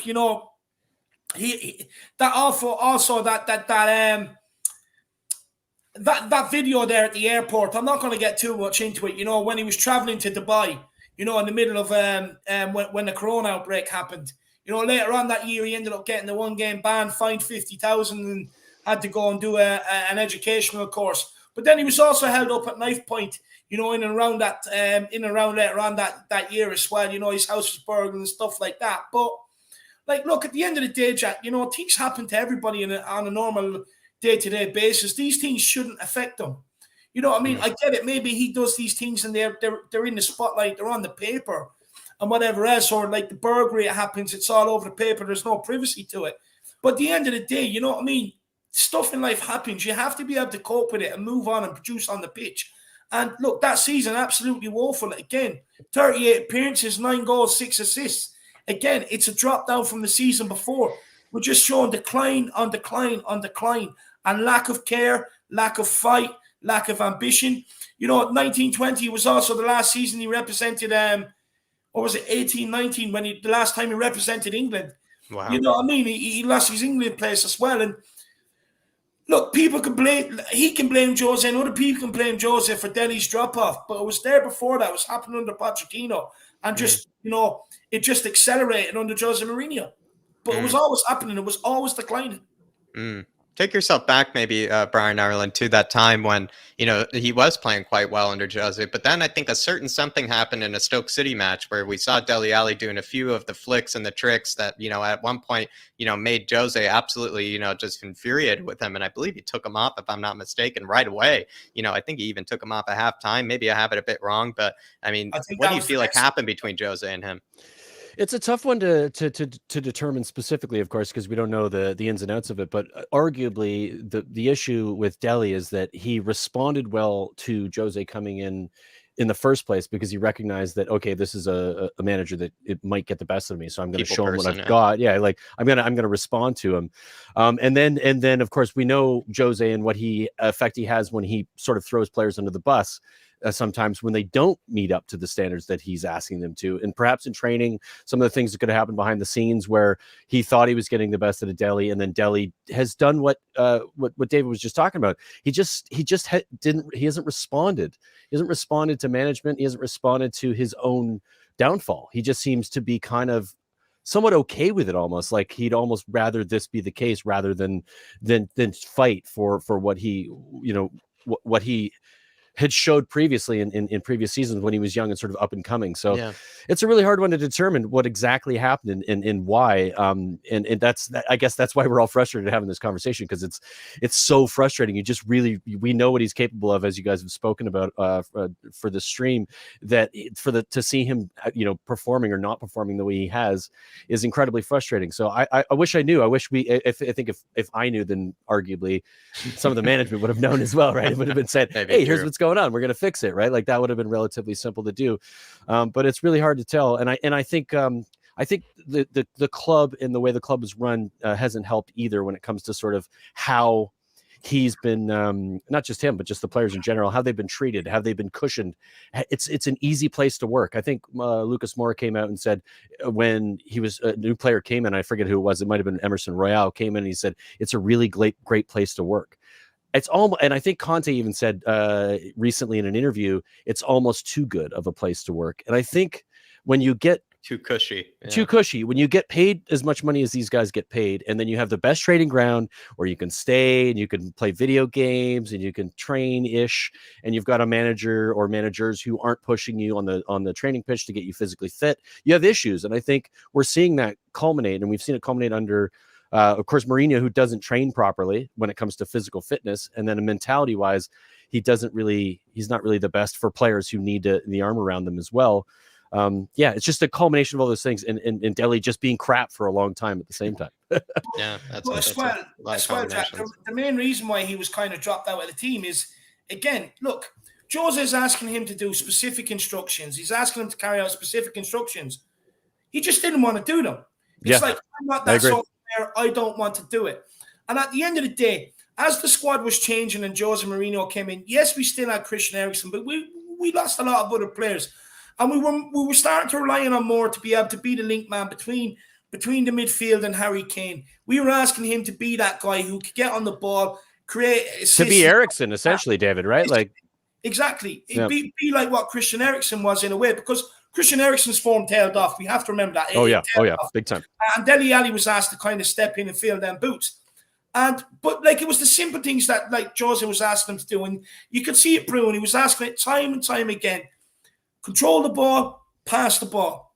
But Dele Alli doesn't want to do that. I've already said, look, Dele Alli's best season was actually just picking up space. Just find space, get the ball into him, let him finish. That was Dele Alli's best season.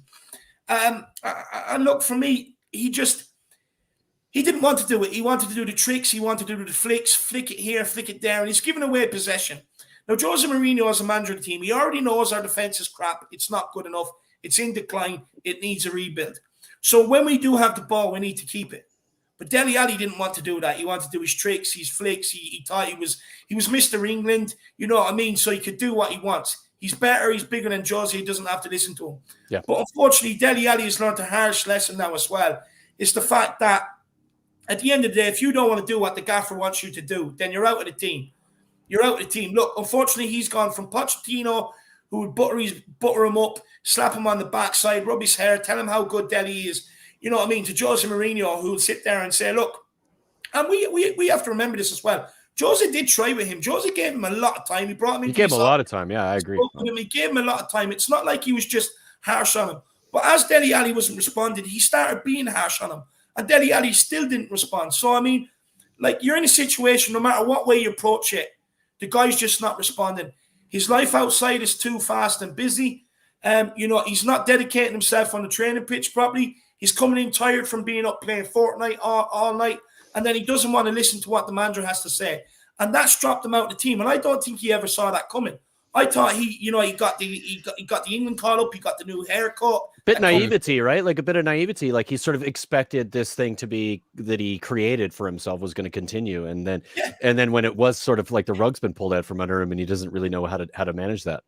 Yeah, 100%. But like the thing is, when the rug's pulled out, everyone, most of the people do it in their lives. They take a minute, they sit back, they assess, and they go again. They plan the best way forward. But Dele Alli doesn't want to do that. Dele Alli wants to throw his toys out the pram. He wants to sit on Instagram and berate managers and this, that, and the other. And I'm fed up with it. I've just fed up with it. You have rappers out there now that are doing songs with his name in it, and he's too interested in that scene rather than be a footballer right now. And it shows him why he's nowhere near the team. This is a guy that's gone from being praised with, like I already said, Ronaldinho and Maradona under Pochettino. He can't even get in the first 11 anymore. He's nowhere near it. He's not even the first word of people's lips anymore. 100%. It's kind of interesting, and I feel like that's maybe should be kind of rammed home, is that Jose was kind of giving him a chance, and Jose was, practically relying on him to maybe replace, the kind of faltering, Christian Eriksen. So we must kind of, take that into consideration. As much as Jose is very harsh on players once he feels like he's done with them, he still gives them very much an opportunity, like every other manager does. And he did take him under his wing, but kind of Jose-esque style. Once they kind of betray him, to a degree, then he, absolutely kicks you to the curb, which might say, when you are a manager of football, it is kind of how you maybe sometimes have to be. It is kind of a bit of a cutthroat business at the end of the day. But we are going to move into our last little breakdown, our last little summary, to a degree, the Irish Hotspur kind of Wikipedia of the whole Dele Alli, career. Great job on the stats, season. By the way. Whoever put all the work in, I think it's all David's work. David, fantastic stuff. Really, really good stuff. No, look, I'll be honest with you, Brian. How it works is, look, Jack's already busy enough, so I just go and do research. I kind of put it all in there, and then Jack makes sense of it, Yeah. Well done. Well done. A wonderful stream, and I'm glad to be a part of it. So good stuff. Thanks for hopping on. Thanks for being the super sub. Definitely not the Dele Alli super sub of today. I'll tell you that. More maybe hard to come up with one nowadays. I guess that's a real super sub. So we'll maybe eventually in the January transfer window we'll find something maybe more of a better analogy. But thank you very much for joining us, Brian. We're in the 2021 season, and now we're kind of realizing that he's completely fallen out of favor with Jose. He's only playing in Europa League matches. Again, everybody, this is, I know COVID has probably been around way too long, so this was last season, by the way. He wasn't picked for any really of the Premier League matches for the first 6 months of that season. He really is basically just given the complete cold shoulder by Jose Mourinho in 29 matches played, though. Still, you might say, in the other seasons when Dele wasn't really even being picked very much, he still was kind of very good at being a bit of a flat track bully in the likes of, the Europa League and other competitions and such. But now we're really seeing the absolute decline where in 29 matches played, 3 goals and 5 assists, which just really speaks to the absolutely dismal season that most players, I will admit, though, most players were practically having last season. But maybe now we can just, I don't know, guys. I mean, we can just maybe give our thoughts on maybe what that last season kind of looked like. I know it's all been kind of a bit recent, so we don't have to dive into it too much. But David, for you, I mean, Dele Alli last season, is that when maybe the narrative start to kind of build about, with Dele Alli, kind of everybody started to realize, like, is this guy maybe, kind of falling off the edge? Has this guy maybe now been given, maybe too many opportunities? Is this guy kind of done? Is that maybe when we really start to think it, or were people probably already kind of maybe having rumors about this even beforehand? Look, I was already on it on the back end of Poch's season, to be honest with you. I don't know how many, unpopular opinions I sent in. I think 2-3 summers in a row on We Are Tottenham TV saying this is Dele Alli's last season. If he doesn't perform, I want him sold. You know what I mean? But look, Jack, do you know what was starting to piss Spurs fans off? It was his antics on the sideline. Jose give him a chance. He wouldn't perform. He'd be taken off. He'd be going down the tunnel. You know what I mean? Rather than sitting with the rest of them, or you'd look at him on the bench and you're losing, and he's sitting there, he's laughing, he's giggling. You know what I mean? It was just his antics on the bench. He didn't really care. He done the Instagram thing with touch your hat if you want Jose out and all that sort of stuff, which is not acceptable. You know what I mean? It just shows lack of respect. At the end of the day, all he had to do was work harder, Jack. If things don't go your way in life, do you sit there, throw your toys out of the pram and expect someone to clean it up and just present you with an opportunity? No, you don't. Especially not on 150K a week.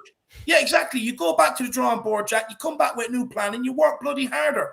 But for some reason, it doesn't apply with Dele Alli. He expects just to be given opportunities. Even some of the Europa League games, he was given the opportunities, but wasn't really performing. Yeah, okay, in 1 or 2 of them. I remember, I think he got that overhead. There was another one where he played well. But apart from that, like, the thing is, he can complain about not being in the Premier League squad and all this, but if you're out of favour with charity.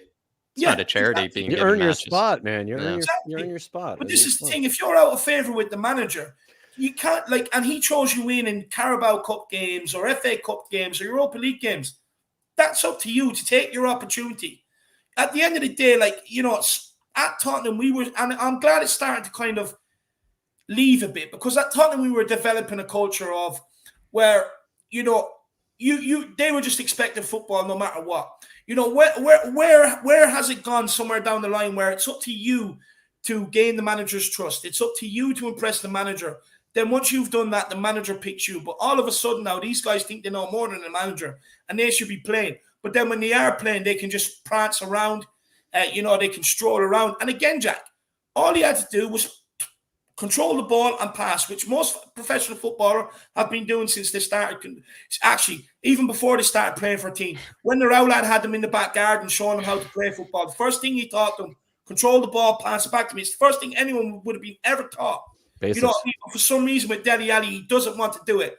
He wants to be this flicks and tricks, but he hasn't realised the team around him has changed. He doesn't have a Musa Dembele, a Wanyama, an Ericsson, a Kane, a Son, a Toby, a Jan, a Danny Rose, and a Walker to pick up the slack when he loses the ball. We do not have that at Tottenham anymore, and that's why he can't get away with it. Look, I've gone back and looked at most of Dele's highlight reels.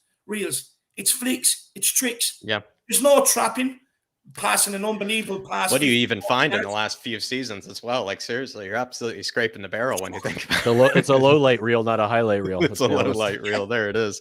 I feel like, guys, you know, this is an excellent opportunity. And Brian Ireland, I want your thoughts on it, because we are going to be going now into the Jose Mourinho quotes. And this is where I feel like it's going to be interesting. We all know the one, you know, we kind of just left it out, maybe just because there wasn't maybe enough space, you know, for it in this slide. But we all know the one about him being called a lazy trainer, of course, you know, in front of the whole squad. You know, that's definitely a very famous quote, but some of them do include, "Are you Dele's brother?" But this is the one that I feel like I want your answer on, you know, Brian Ireland, or just your thoughts really, is when he said, "You're lazy and I'm going to be a pain in the ass for you." And that is a good thing. Is this maybe a bit of that wake up call that we all were talking about Dele, but he just didn't take advantage of it? Yeah, I mean, it should have been, right? And this is the thing that we're struggling with Dele, is that you've been told by one of the most successful managers in football history.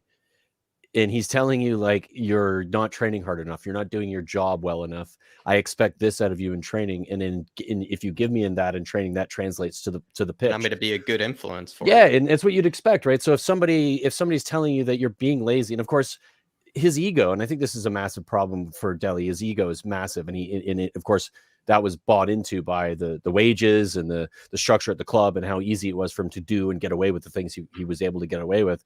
It just bought into it. And yeah, 100%. It's a frustrating situation, because he had an opportunity. He's been given more than one. It's like opportunity after opportunity. And that shows even more how spoiled the guy is. It's just, come on, like, you're given an opportunity from some of the best management in the world, and you're not responding to that. And then you whinge about it, and you sit on the bench, and you, like what David was talking about, you come off with, you know, shrugging the shoulders, walking down the tunnel. Fuck off, mate. Like, you get paid stupid amount of money to do this job that all of us will wish we could do. Anybody who is on the stream who loves football wishes we could play football for a living, and at that level would be fucking fantastic. That's why we love watching it. And this little shit who's come in, who's been incredible when he first started, he's just been spoiled to death and does not take advantage of a very short career. And that's something that Jose mentioned as well, is that short career. It's short. And David, you mentioned earlier in the stream, you know, you get 10 years, maybe 15, depending on this position you play, right? Like, it can range from, you know, anywhere from 8 years, depending, you know, if you're a midfielder and you get beat up a little bit, to 15 years if you're a keeper. But it's a short career. And he's just throwing it away. And that's just so fucking disappointing. And it just goes to everything that's frustrating about, I think, not even just Dele specifically, but modern football, and how these players get treated, and the cushiness that they're living in, and everything that we praised Levy for doing when it comes to the stadium and the training ground and all this stuff that has made Tottenham better has added to the ease for them to sort of fall off and be comfortable. And I, like I said, I think I mentioned earlier, I think Conte is the exact right manager to come in and fix that at Spurs, and hopefully that's what we see happen. And whether it happens for Dele, who knows? Probably not. I think Dele is done, and I hope he is done. I think it needs to be moved on. But I think that if there's one manager in one situation that potentially could get him back to it, it's going to be Conte, and we'll know when we should know by January whether he's going to even remotely come close to showing us anything of what we've seen of him in the past. So yeah, that's my take. If there's a last chance saloon within the last chance saloon within exactly, the last right? chance It's like how many last chances does this fucker get? You know? Like, yeah, how many chances does he get? Like, at some point the chances got to run out, and I think this would be at the very least the last chance, and it has to happen. Well said. Tottenham Tantrum Gold. Dermot in the building saying, "Great show, lads. Sorry to be late. Here you all are, legend." Honestly, Dermot, there's never any apologies for showing up to the Harris Army, especially, you know, on the night like this one when we are just trying to maybe just, talk about something, a bit, not so topical, maybe something that maybe hasn't necessarily been done yet, where we can kind of, to a degree, even get a bit of Dele Alli therapy, I guess, is what dig in a little bit of our disappointment. Yeah, just bang out all of our thoughts and, maybe bang pots and pans when it comes to, the whole Dele Alli situation. But Dermot, as always, really appreciate you, and everybody head on over to Tom Tantrum Gold if you really want to see, all the watch alongs when it comes to when the glory days certainly were over at Spurs. But big up, Dermot. Thank you for joining us. Kuva99 saying, unpopular opinion, maybe. I've never rated Dele. He's difficult to fit into a side, and if he isn't scoring goals, he has no purpose. Eriksen is a far bigger loss than Dele's dip in form. He's a player you build a team around. David, I feel like I'm going to ask your thoughts on this, but maybe Kuva99, I feel like I agree with you, but it feels like, maybe I'll take ourselves back to what we were saying earlier. Like, you were looking at those numbers, you take yourself back to the emotions of the 16-17 season, to the 17-18 season, even the 15-16 season. You were kind of like, no one could have predicted that Dele Alli would have fallen from that grace. No one would have said, no, I don't really rate Dele. I feel like, at that time was really saying that. But I mean, David, he might be right, and he might be spot on with the case. And maybe it is Eriksen that was actually the secret to maybe Dele Alli's brilliance. Big part of it. No, it was. Look, Eriksen, like I've already explained, Dele Alli, he didn't have to do anything. He didn't have to come near the ball. He didn't have to touch the ball. He positions himself on Harry Kane's shoulder. He makes the run off Harry Kane. The ball's played in behind. But not only that, Kyle Walker down the right-hand side goes to the byline. That means he's dragging one or two players with him. That frees up Dele Alli, who was playing in beside Harry Kane off the right-hand side, which means he also had Eriksen and Harry Kane to play him in to help him with his goals and stuff like that. And that's where a lot of his goals come from. Since we saw Walker, Dembele, and Christian Eriksen, Dele Alli's completely fallen off. But like I've already said as well, is Dele Alli is a luxury player. When you have Wanyama, Dembele, and all them other players already mentioned all around him, you can have him in the team to do his little fix and tricks, because occasionally they pay off. It brings that bit of difference, that bit of spice, hard to mark. But he also had hunger, desire, and passion. He also done it with a bit of intensity. He also done it with a bit of care. Edge. Now he's doing everything careless, carefree. He doesn't give a crap. But look, Eriksen has been a massive part of Dele Alli's complete drop off. But it was already accelerating in decline before that. Before Eriksen dropped off, it was already starting to come in decline. Why did we offer him a 6-year contract when his stats were half from the season it was before? Offer him a 4-year contract, offer him a 3-year contract, or a year's contract extension, or motivate him to earn his fucking contract, essentially, right? Like, that's what it comes down to. Why offer him that contract when his stats are reduced in half from the season before? Not a 6-year contract, just reduce it, 3-4-year contract, but not 6 years. And that's why now he's probably got too comfortable as well. Tied down to Tottenham until 2024, I think it is, or something like that. You know what I mean? So he doesn't have to give a shit. No matter what he does at this club, he's still going to get paid the same wage week in, week out, no matter what he does. Spoiled brat. So why does he have to perform?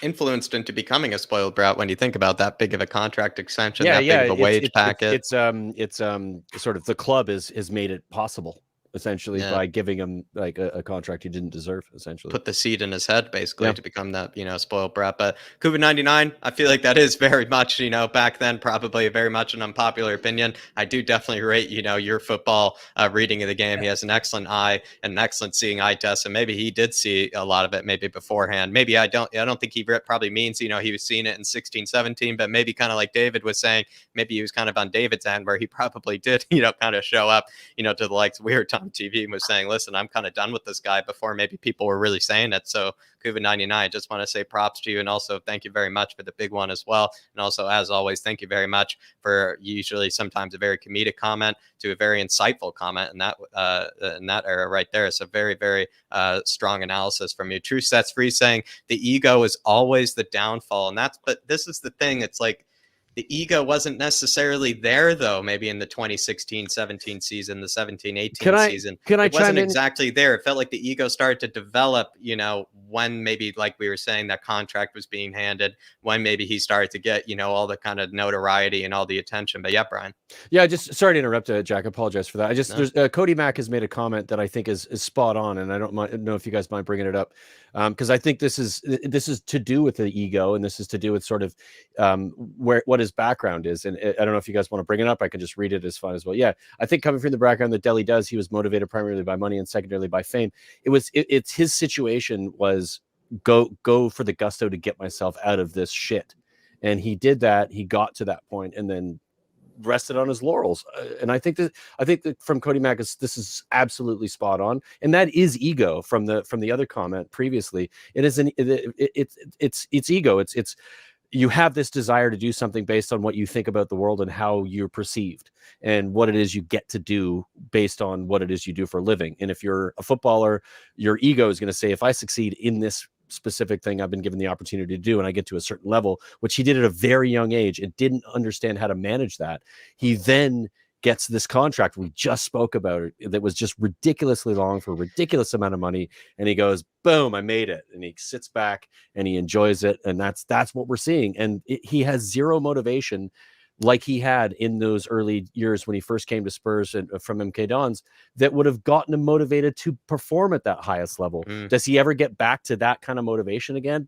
I don't think so. And I think that all of those conversations, if you combine them all together, the ego, the position he was as a kid coming through to get to where he is as a professional footballer is just sort of added to the position he's in now. And it's a shame, because we got a few good years out of him, but I don't think we're going to see anything remotely close to that again. Maybe it is kind of an outside the box theory. Just want to say quickly, Dave, maybe that is an outside the box theory that maybe considering his humble beginnings, maybe he is maybe more in for it for the money and for kind of the fame and the fortune than maybe we ever realized. At the same time, though, it also goes, the other way around, where it's hard to really say like whether you can actually make that conclusion about certain players, because they're the Sadio Manes of the world that have come from absolutely nothing that continue to play at a ridiculously high level. There are other players, around world football, even when you say Cristiano Ronaldo, I mean, that guy also was coming from, very, very humble beginnings as well. So it almost goes both ways, where it's like, maybe they are like in it for the money, but then at the same time, there are a lot of the best players some of the best players ever in world football sometimes were from the most humble beginnings. When you think about even Maradona, obviously, of course, as well, when you think about it. So kind of just goes both ways. I feel like Cody Mack does a very good outside the box kind of theory. At the same time, though, I don't think that's at all, and I know he doesn't mean this, but true for, all players that come from humble beginnings. Sure. But it is a good outside the box theory, I will admit. And just to kind of clarify where Cody's coming from is basically just a bit on Dele Alli's early life. So he was living with his mother and father. His father moved away 2 weeks after he was born to the USA and then later on into Nigeria. His ma, I believe, developed a bit of an alcohol problem. So Dele ended up moving over to Nigeria as a child and spent a couple of years there. When he came back, he got into the MK Don system, and then there was a couple that took him on, and they had another, I think their son might have been involved at the time, and he now calls them his adoptive parents, and that happened with the change in the name on the jersey and stuff like that, because he sees them more, as his parents than what his real parents and stuff like that. So that's a bit maybe on his early background. But look, I'll be honest, like we've all had stuff growing up, you know what I mean? It's not really an excuse. Like, get it. Seeing the money and the fame and the fortune and everything else, there's that hunger. And once you get there, you kind of lose that. But I'll be honest with you now, just hear me out on this. Also in around then, he went to Euro 2016 and he also went to the World Cup in 2018. And we all know, we've all seen it time and time again. Yeah, there's some England players that get the call up and they stay there for 10 years or so. But some, they get the call up, they think they've made it, they get their new haircut, and you never ever see them again. You know what I mean? And the haircut is key. It's kind of the same with Dele Alli. He's gone to the Euros, he's gone to the World Cup. What more is there to do for him at international level? He hasn't made an appearance for England since 2019. Club, country, it's completely dropped off. Yeah. He's nowhere near what he once was. And as Tottenham fans, we just have to accept it. He's just not. Maybe those are two good outside the box theories, I will say. I think somebody's mentioned about personality too. Sorry to interrupt, Jack. I think somebody mentioned about personality, and it does come down to that sometimes. The personality and how they deal with that situation. And of course, that's the difference between, say, your Ronaldos and your Delis and how they manage the, like personality will come into play. So there's nuance. It's not always going to be the same for every player. But I think with Dele's from a Dele perspective, his personality in that situation did not suit him getting all the things he got for as easily as he got it for. Or maybe, like you said as well, though, like he hit that wall where he didn't have anything necessarily to prove anymore. Yeah. And he needed to find that next step of motivation. What else can he motivate himself in order to prove? And I guess with him, he just was content. He really did just become content with what and he that's had. A personality thing too, right? That's like, I'm fine with that. It is a personality trait. You're probably right. True Sets Free says the spirit's voice is always the miracle and the answer. Dele needs to listen to his spirit, not his ego. Truth will set him free. No pun intended. Maybe the truth of his fall from grace will set him free. But I think that's the other thing. He's also maybe to a degree quite blind to maybe what's happened to him, Dele Alli, and that's also the problem. And maybe that is the truth that he just doesn't want to reconcile with. But big yourself up, True Sets Free. He doesn't want to reconcile with your truth. I'll tell you that. Faz Radfar saying it is all personality issue. Rashford is the opposite. That's a very good point. Maybe even a bit of a comparison as well. At the end of the day, at least what Rashford does outside of football is far more commendable than maybe what Dele Alli's been up to in at least the past few seasons as well. So I will say certainly, two different mindsets, two different personalities there. COVID-99 says, no worries, Jack. My bollocks are still well shaved and I fidget too much in my chair to avoid silly comments for long. Dave, I mean, again, this is COVID-99. He hits you at the deep analysis. He hits you with the insight, and then he hits you with this, which I have no idea how to even respond to. But Dave, just maybe laugh. You can respond to Kuva. Just keep them well shaved. My man Winter's coming. It's the only place where you don't want any hair. Trust me, my man. So keep them shaved. And also maybe Manscaped, the new promotion will be coming COVID-99. So maybe you can have a bit of an easier time, maybe a bit less of a chafing time, you might say as well, if you're going to be sitting in that chair as well. But big yourself up, Kuva. As always, really appreciate it, brother. And we will maybe move on to the next Jose Mourinho quote. And David, this one, he's saying there's a huge difference between a player who keeps consistency and a player that has moments. That's what makes the difference between a top player and a player with top potential. I think you should demand more from yourself. And you know what, Jack? This is one I absolutely love. It sums up everything. Describes everything. Absolutely, he's called it to perfection. Look, Jack, it's no secret.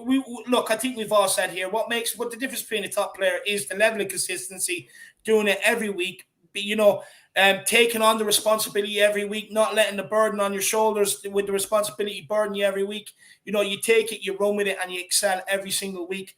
And we've seen it with Dele Alli, Jack, even the 17-18 season, where you look at the stats and you look at the critics and you say, maybe a bit harsh, but not really. We went into depth. We looked at it. He'd done it in bursts. And that's exactly what Jose is alluding to. Anyone can come in for 2 or 3 games and kind of have a bit of a spell. But you need to do it on a consistent player to become the very, very best. Now, look, the manager can only ask you to do so much. He can give you all the tools you want, all the training methods you want in place. But at the end of the day, the only person that can really do it is you. Only you can get out of yourself. Look, everyone's been in school or everyone's been told off. It's up to you whether you want to listen and take that advice or whether you just want to retaliate and, you hate them and everything else. And that's the way Dele Alli is. He doesn't take advice on board. And if he took that advice, he would have had a successful time under Jose Mourinho. I mean, Harry Kane took advice from Jose Mourinho, had his best season ever. Son took advice from Jose Mourinho. Good shout, David. His best seasons ever. You know what I mean? Like the two of them are pillars of consistency. You know what I mean? Maybe not so much recently, but over the last 4 or 5 years at Tottenham, they've been the pillars of consistency. Now that's where we need Dele Alli to step up to the plate. You know what I mean? And he's not doing it. That comment by Jose Mourinho completely sums it up. Is it a version of like talent only gets you so far as well, David? Is it also kind of a version of that kind of comment, which has always been the case? We've seen it. Look, I can go through history. I know 2 off the top of my head straight away, but I can go through like my time of watching football. I'll find you players time and time again who come in, they hit the ground running, they play well, and all of a sudden they tend to sail off. And the reason why is because talent will only bring you so far. Along with the talent, you need hard work, you need dedication. You have to live your life like a professional athlete, like a professional footballer. And you have to have the wantonness and the willingness to improve and a desire to do it. Look, Adel Taarabt, you have Ravel Morrison, even James McLean for Ireland. He came into the Premier League, hit the ground running, was taking free kicks, corners and everything. And now the guy can't even cross a football. You know what I mean? Talent will only bring you so far. Sometimes what you see is players kind of coming into the team at the right time. And what I mean by that is, a player can come in, play well for 2 or 3 years, right? And they've just come in at the right time where maybe there's a bit of a change in football. They've come in, they're at the right time. They're a bit maybe ahead of the game in terms of what's coming down the line. And, you know, they fit in and they succeed and they do well. And then after that, you know, they tend to just kind of plateau and fade away. Look, you see it with Jesse Lingard at United. He came in, he done well, you know, and then he's just gone through a shit period. You know what I mean? At the end of the day, a player has to want to do it themselves. And I love the way that Jose ended off that quote with that you have to demand more from yourself. At the end of the day, what he's saying is, and it backs up the quote that's up there before it. And I'm just going to say it in my terms. Stop being a lazy little mop shithead, you know, a little mop head, and just start running about, start training. Obviously, Pochettino overlooked it. You know what I mean? He kind of let him away with it. But like Jose just saying, stop being lazy, just train. Just do the basics. Now, I mean, if a guy can't train, well, then what hope is he of being consistent in any sort of matches if he can't train? I can imagine Dele Alli, one of the ones walking out with 2 pairs of gloves on, sleeves down over the hands, head down, flicking balls away, kicking balls, trying to hit a guy in a golf buggy driving a bike 50 yards away. You know what I mean? He's just sort of a tosser in training, I'd say. You even seen it, like, you know, rather than probably be out there training, he's on the physio bed asking him about chocolate. I'm kind of sitting there like, you're in the middle of being absolutely useless. You're playing shit and you're sitting there thinking about chocolate. It's just. Do you guys know the Allen Iverson interview? I love the quote. Sorry. No, did you guys know the Allen Iverson interview when he was training? We're talking about practice, or it's kind of the same idea. It's that, you know, it's the level of effort you put into it. You'll get back, right? Yeah. Same time though, like Allen Iverson, I guess is just, you know, it's just 2 different mentalities. Because at the end of the day, Allen Iverson knew that he was the best, and he did become the best. But he did have a downfall though. Yeah. You know, and Dele Alli was the best in his position at a period of time too. And then when you think you're the best, you end up kind of losing that maybe push. So. Anyway. Maybe he lost that motivation. You're probably right. Crocodox here, and Brian, maybe we could take this one together. Crocodox saying, I think Arsenal are going to have a bad situation with Smith Rowe and also Bukayo Saka. It seems like they will have a Dele situation soon enough, with 2 young players getting too much too soon. This is maybe alluding to Crocodox to. I think he might be alluding to what David is saying. You know, they got their England call-up, they get the new haircut, you know, they get the Euros, you know, kind of debut, at least for Bukayo Saka. And then also in the case of Smith Rowe, you know, gets to have that goal against San Marino and whatnot. Do you maybe feel like, you know, this could be a Dele situation? Do you see any of those players maybe having a bit of a Dele situation, maybe between Smith Rowe and Bukayo Saka? I mean, I could see it potentially. I think you could see it with any young player coming through and being given their opportunity. It's just, what's their attitude? Do they want to train? And you know, it's what we've been talking about. It's, do they have the energy to say, you know, I'm going to go beyond just this one opportunity I've been given. I'm going to strive to get to the next level. And do they have the levels of motivation as well? Like I've been given it, but I want to be a regular every time there's an international tournament, whether it's the Euros or the World Cup. I want to be in the team for the next 10 years or the next 12 years, or until I can no longer play, like you get from the highest level players. We don't know that about Rowe or Saka at the moment. I mean, maybe some people closer to them do, you know, and that's likely the case, that they'll know what their attitudes are like. To compare them to Dele, I don't think we'll really know until we see, you know, like a little bit more from them in a club level, and of course when they have the opportunity to play for the national team again. So I think that's always going to be a question for any young player coming through at the highest level, whether they are going and when to they get that England call up. Yeah, all of the things that you're given when you are as good as you are, and you get spoiled, and then how do you deal with being spoiled, and does the spoiling determine whether or not you care about football anymore, and what level you want to get to? At least in the case of Emile Smith-Rowe, all I can say is he certainly doesn't care about the haircuts very much, because that guy does not pay attention at all to what's upstairs. Because I will say, honestly, at one point that guy was rocking a bowl cut, which I honestly thought was absolutely gross. But Crocodox, you know, definitely maybe so. And honestly, I would love to see those 2, as much as, you know, at least, you know, they are, you know, young lads at the end of the day, you know, and I would say I don't really wish them the best. I just can't, you know, I can't be nice about it. I really don't. Maybe I kind of do wish they have a bit of a Dele situation, and probably, at least in their case, they'll be rightfully compensated for, you know, their Dele fall, just like, you know, then maybe they'll be given the big contract, and then they'll have a similar Dele fall, and that would be all the better for us Spurs fans. But definitely an interesting shout, Crocodox, and I hope it comes true. And definitely tell me when it comes true. You tell me that you were the first one to tell me that, but big up Crocodox, and also thank you for the big one as well. Moondog joining us saying ego never accepts the truth. That's wow. again, David, sometimes the philosophers in this chat. The philosophers coming out, Steve. Definitely true. And also, Moondog, I could not agree more. And I know True Sets Free agrees with you on that one, but big yourself up, Moondog.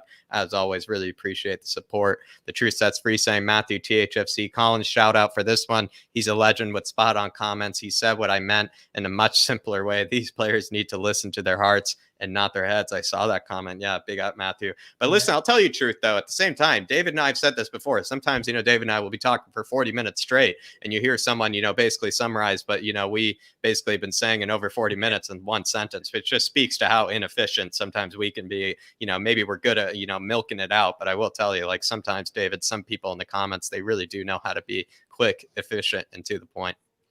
Yeah, no, they definitely do. Look, I'll be raging. Sometimes it takes me 2-3 minutes to explain my point properly to get it across, and then someone will come in and boom, one sentence, and I'm like, damn it, why didn't I just say that? It absolutely kills me. People want to hear your voice, David. It's I don't know why. I don't know why it becomes a bit whiny after a while. It's soothing, mate. It's soothing.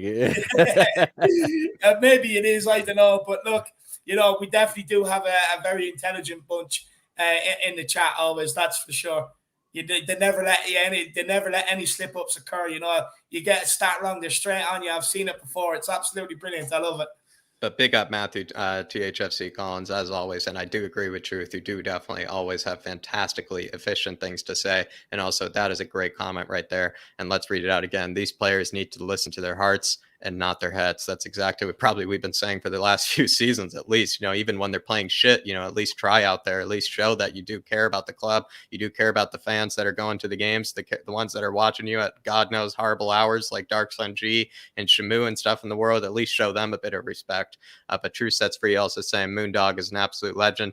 I mean, True Sets Free just sending absolute vibes to everybody in the chat and making everybody feel a little bit better about themselves, especially because, like David just said, there are a lot of very, very smart people in the chat, and True Sets Free is absolutely recognizing that and bowing down to them. But a final Jose Mourinho quote, everybody here, your career. And David, I want you to answer this one because this is one that I know you've been waiting for. This is a bit of an interesting one, but Jose did say to Dele Alli, listen, your career can be over in a flash, or maybe in another way of saying it, a blink of an eye. And I think this is just true for life. Sometimes, you think you're in your young years, you think, you have so many years ahead of you, and then bam, you're 30 years old, bam, you're 40 years old. And all of a sudden, life has already passed you by and your career has passed you by.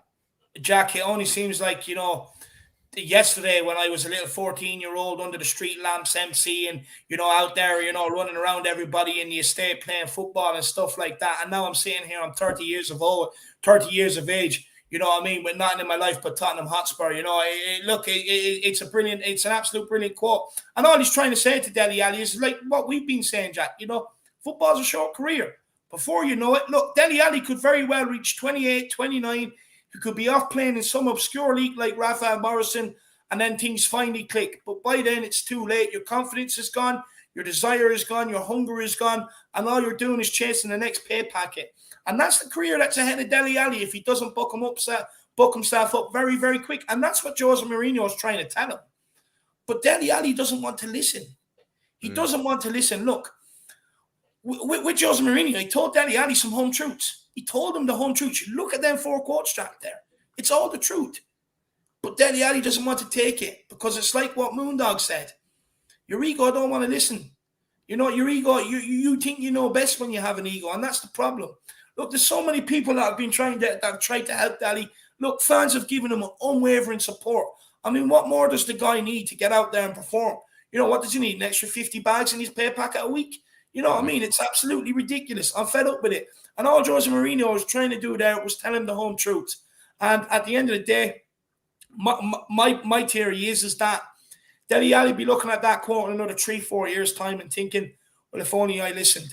What I mean? At the end of the day, Jack, there's so many times in my life where I'm like, if only I listened. Say what you will about Jose, but David, I mean, the guy did have a lot of very accurate quotes when you now look back on it about Dele Alli. He couldn't be more accurate. But now we can maybe move on to David, you wouldn't wrap a sandwich. It's probably, I mean, maybe back in the day, he could probably spit, but maybe, now he's lost the skills. Maybe like Dele Alli, maybe he's had a big fall from grace.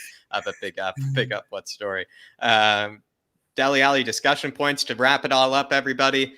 And I want Brian Ireland in on this one, maybe because, David, I know he and I have definitely ripped into Dele Alli for what he even is good at anymore, and we don't really know, but maybe we can get a bit more of an outside kind of perspective on this one. What is Dele Alli maybe still good at? Maybe, is it just the flicks and tricks, the playground kind of style footballer, or maybe there is something else that maybe he still kind of has in his locker? I have to answer with that I don't think he's good at anything anymore. And I know that that's harsh, but it's a reality. Like even the flicks and tricks he's failing at. Yeah. He's when given his opportunity. Mega Slovenian player at one point, Yeah, I mean, he all the things that were good about him, he doesn't do. He doesn't get himself into those positions. He doesn't do it with confidence. He doesn't do it with swagger. He just looks a shell of himself. That's the reality, and that it sucks. But somebody put in the comments selfies. I think he's really good at Instagram. Like that. Like if when it comes to football, he doesn't offer anything over and above being a luxury player in a side that has to be really, really, really, really good for him to do the things he's good at. Yeah.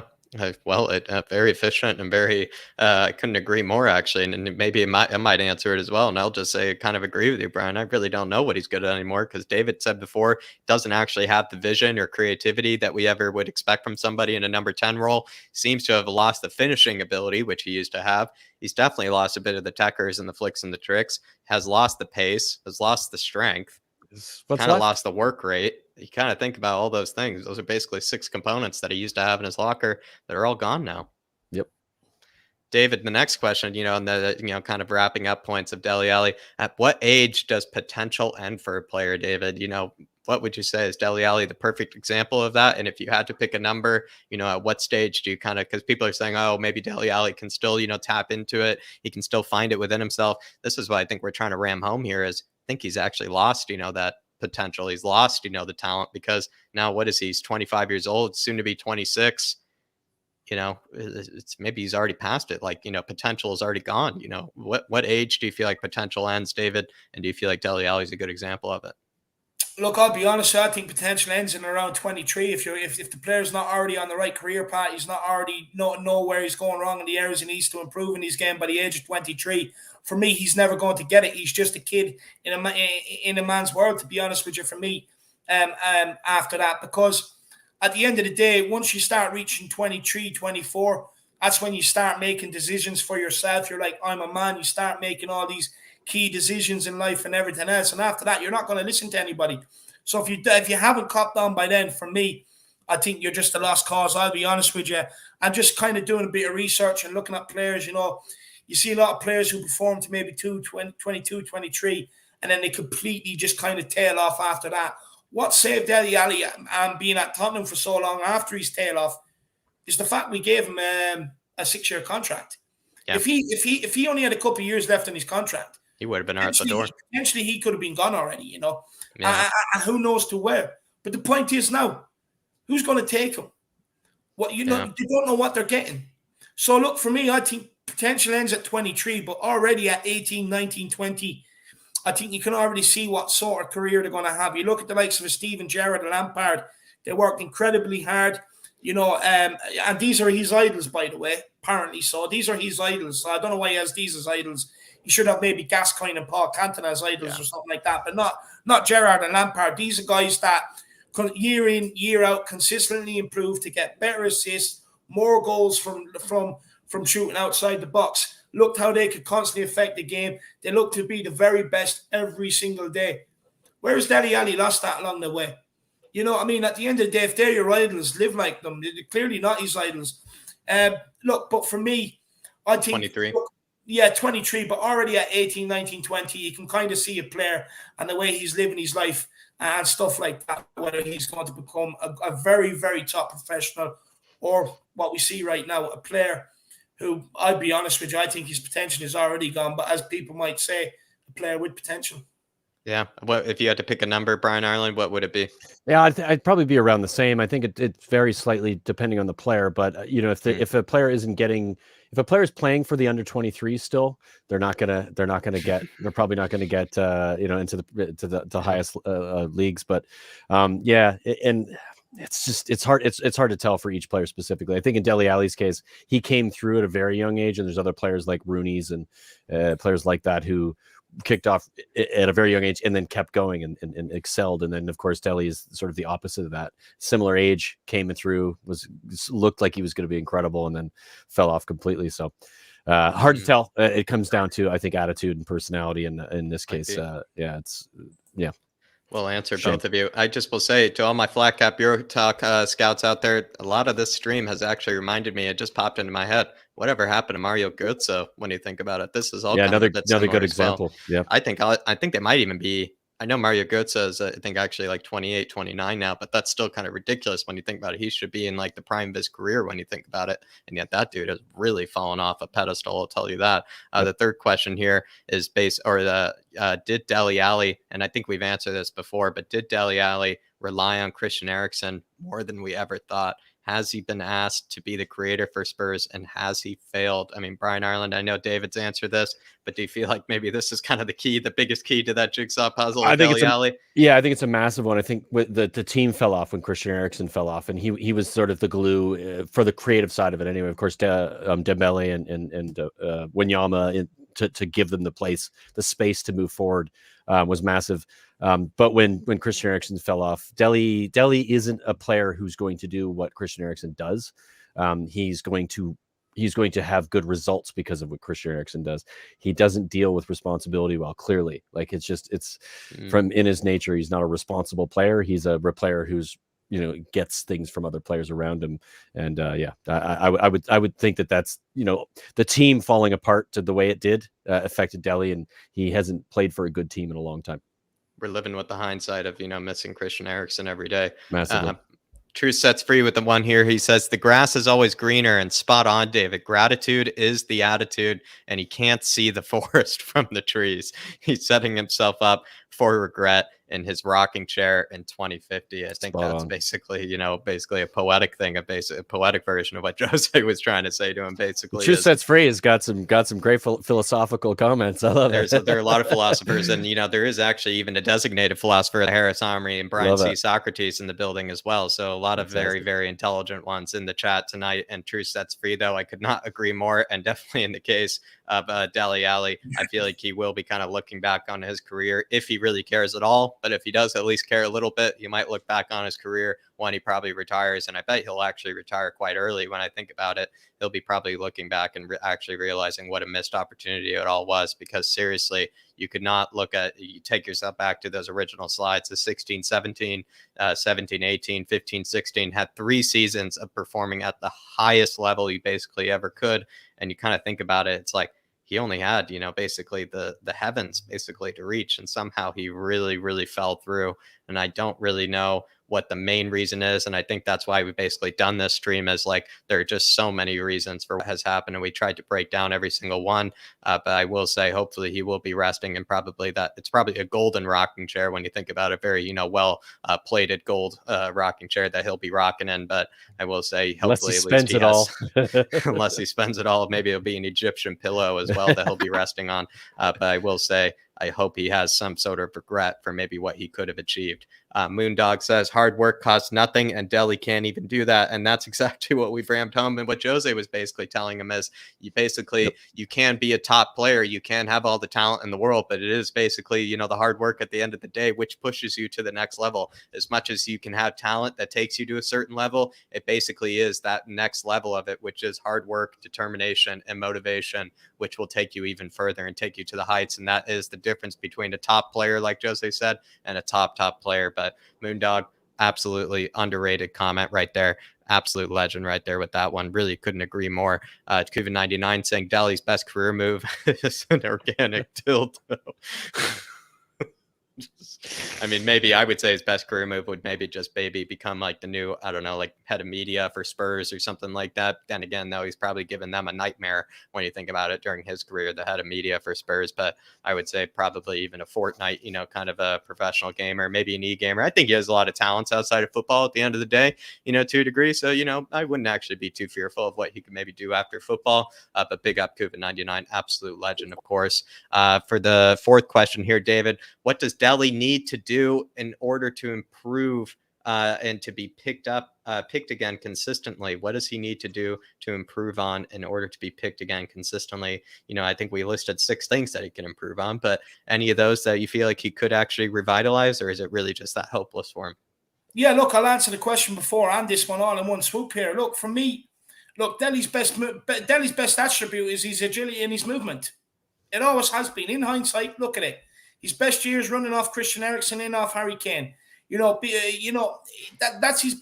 been his best asset on the ball. He's not great. That's why he does the tricks and the flicks to make up for the lack of a passing ability. Look, if Dele Alli wants to get into Conte's team, especially into this team right now, and the way sometimes we can struggle to keep possession, he has to be able to just pass and move, Jack. Trap the ball, pass it properly. None of this flicking, none of this little back heeling when it's a simple 5-yard pass. Just pass the ball properly. You know what I mean? But also, he has to change his attitude. He has to find some hunger and desire within himself. Yeah. And look, at the end of the day, look, I'm not going to question getting stuck in because I think he's always had that, to be fair. I think he's always had that side of him where he's not afraid to get stuck in. But it's his passing ability. It's his awareness. It's his vision. It needs to all be improved, Jack.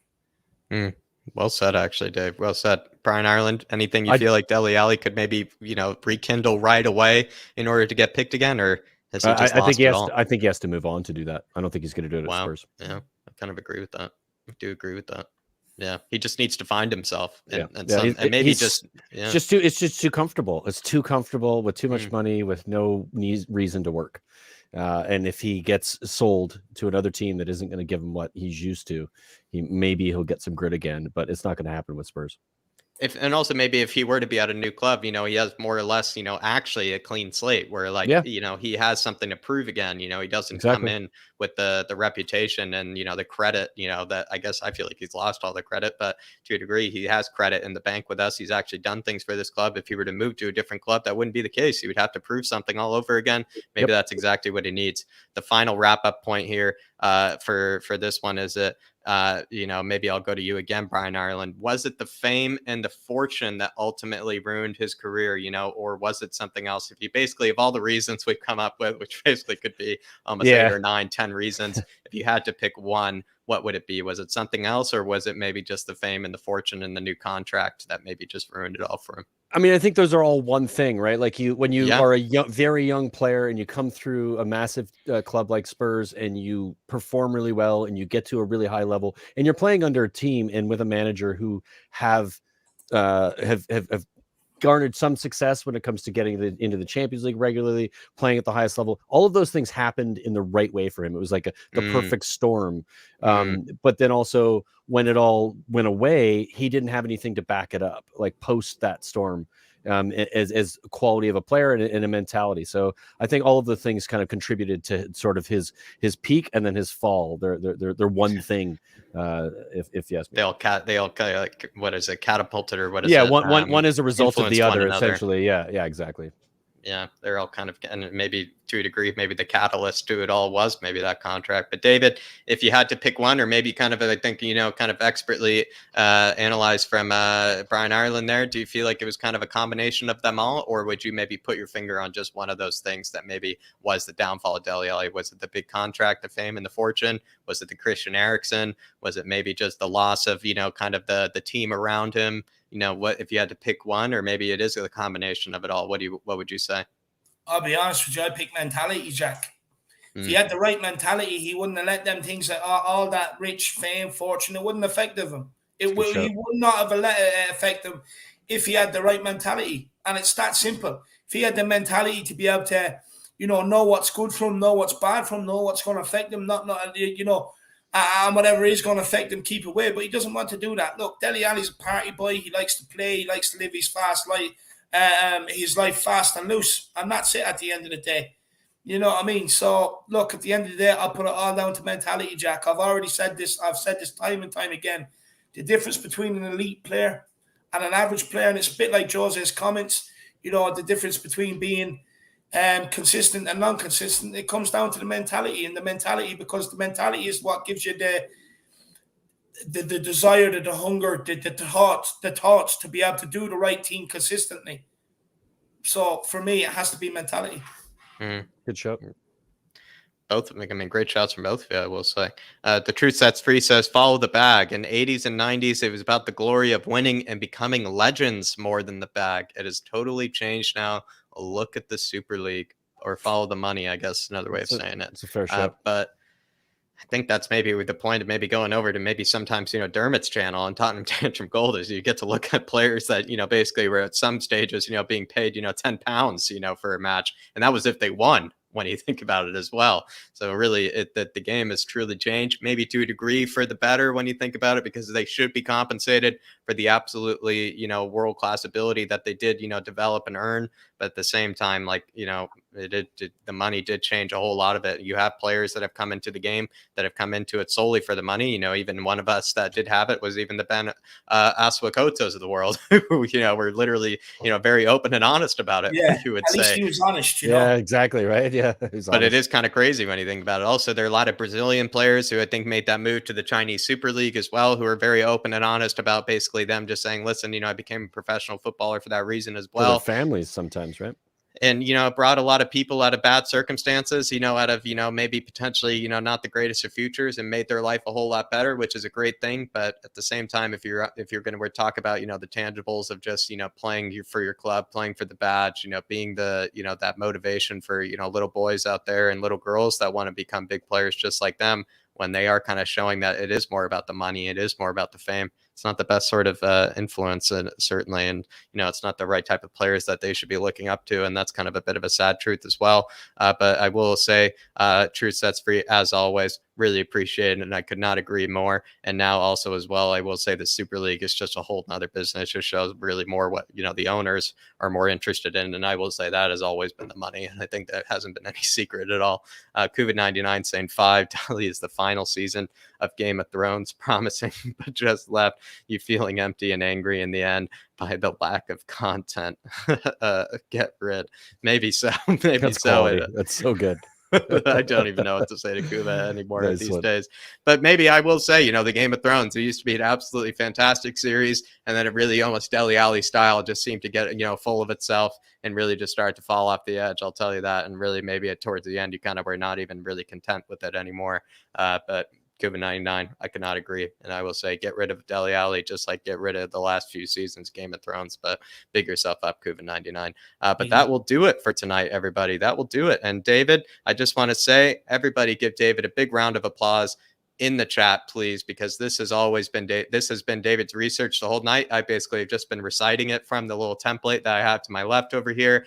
Did an absolute shift, preparing for the show. He's been preparing for it for some time this week, I will tell you. And as well, we're going to come out with a few more of these, some on Ben Davies, not really like the fall of, any of them, just kind of different sort of kind of breakdowns of maybe some of the questions that we've always asked on the channel. But everybody give a big up to David for doing a lot of the research tonight for this show. And David, I can pass it off to you now.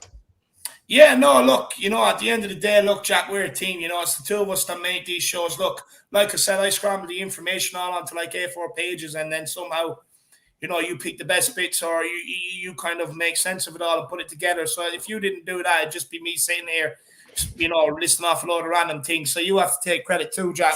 But honestly, guys, everyone, make sure you absolutely obliterate that like button, that subscribe button as well. The big push to 5K is on. Let's see if reach 5K by the 21st of November, which is the anniversary. It doesn't look like we're going to get there. I'm a bit upset, but look, we'll get over it. Let's see if we can get it for Christmas. Maybe we can wrap 5K in a big bow, and give it to me for Christmas. Happy New Year, maybe even, David.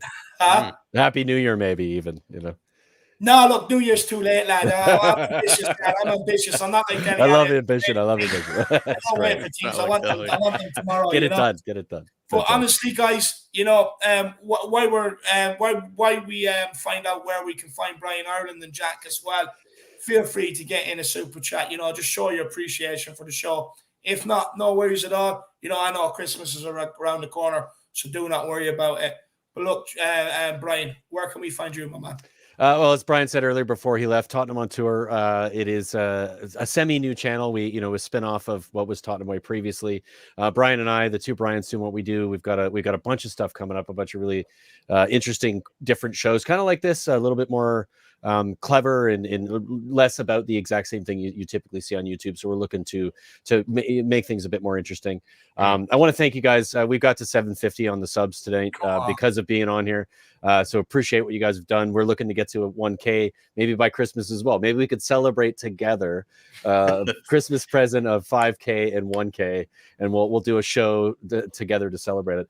I want to thank you, Jack. Jack has been on our previous channel as well, and always love Jack and working with him. And of course, David, what you've been able to do with your channel and sort of the coming out of all those things that are Spurs YouTube, and absolute pleasure to be on here, and I look forward to doing it again. No, 100%. It's good to have you, Brian. It's good to have Pleasure. you. And we may get Tottenham on tour double going one day. So we do. We have to get the B1 and B2 on the bananas. Yeah. Well, and we got a show coming up that's really cool, and we're gonna get in touch with you guys. It is specifically going to be about folks on YouTube and what they've been doing. You guys will be probably our second guests. Because the first guests are going to be the godfathers of what we're doing. Yeah, exactly. But looking forward to it. So we'll be in touch with you guys about that, because we're really looking forward to it and starting to schedule it as well. So Tom on tour, everybody. If you want to catch more of the two Brians, head on over there. And again, like even Brian Daigle said before, they did have that big meeting to basically come out with all the new content now that they're so close. It's important to 1K. Stuff now. And as well, everybody, if you haven't, gone to their channel yet, head on over to their channel, Tottenham on Tour, just how you think you would spell it, just like how you think you would find it. Head on over there, and you can catch them a whole lot more often now. And I will say as well, it's a great place to catch both of the Bryans at the same time. And yeah, everybody. And also, thank you very much, Brian, for joining us as well. Thank you, guys. Absolute I really Brian on for Brian. It's like having two Brian Gills. Yeah, I feel blessed. I just, of course, I love you guys, and I saw Brian he said he was going to have to leave, and I was in the chat, and I'm like, get me on. I want to hang out with David and Jack. So Brian, I love it. Yeah, absolute pleasure. Thanks for having me, guys. Fantastic. No problem. And maybe I will say, we've gone on maybe a bit longer than David and I expected, but that's always kind of the case, because David and I could be a bit more efficient, but at the same time, just shows also as well, though, we do enjoy doing the content as well as vibing out with the chat and with the panel as always. But I will say, everybody, just as a quick plug as well, over on our second channel, flatcapeurotalk, I did just release, another video as well. We did just come out with basically one that was a bit fun. I will say this one probably wasn't so realistic, but we did just do the Serbian Paul Pogba, the guy that I've always wanted at the club. Sergej Milinkovic-Savic would really appreciate the support over there. And also, I will be trying to come out with a few more live streams as well. But that will be it for now. There is a few more scout reports that are going to continue to come out, hot and firing. But Aaron Dubb here in the chat saying for the buy Shamu, the Shamu kit fund. Great show, lads. Thank you very much. Big up, Aaron Dubb. Really big up, Aaron Dubb. And also, really Aaron's everywhere. It. Good to see and Aaron. I can't believe how long it took me to actually realize that's what he meant, for the Shamu kit fund, because I didn't really get it at first, and now I finally do. And like I said, a bit slow on that one. But thank you very much, Aaron Dubb. Appreciate it. But no, everybody do get over. Like I said, it's going to be your Bible come January transfer window. So get over to the Flat Cap Euro Talk and make sure you smash the subscribe button. I just want to pull this comment up here quickly. And I've seen another one or two you did these throughout the chat. Look, he says, I don't think you should make a show solely about scrutinizing a person. Big toxic. I'm not being funny, but what's the difference what we've done here compared to what Sky Sports do, picking out a player and analysing it? Match of the day that so many people do. Watch where they pick out a player and analyse his performance, whether it be good or bad. What's the difference? Why is it because a fan channel does it, it's toxic, but when Sky Sports and everything else do it, it's eye-opening, it's revolutionary and everything else. So, look, each to their own, but I'm just saying all we're doing is what Sky Sports do, but better, because they won't give you the proper information like we do here. We also spent more time on the glory days as well than we really did on the fall as well. I was going to say, Jack, it wasn't scrutinizing the entire time. We spent a bunch of time praising more time on it. And I think the problem of it is the disappointment more than it is that we're mad at him and Dele sucks. It's more like, than it was being angry about it or scrutinizing.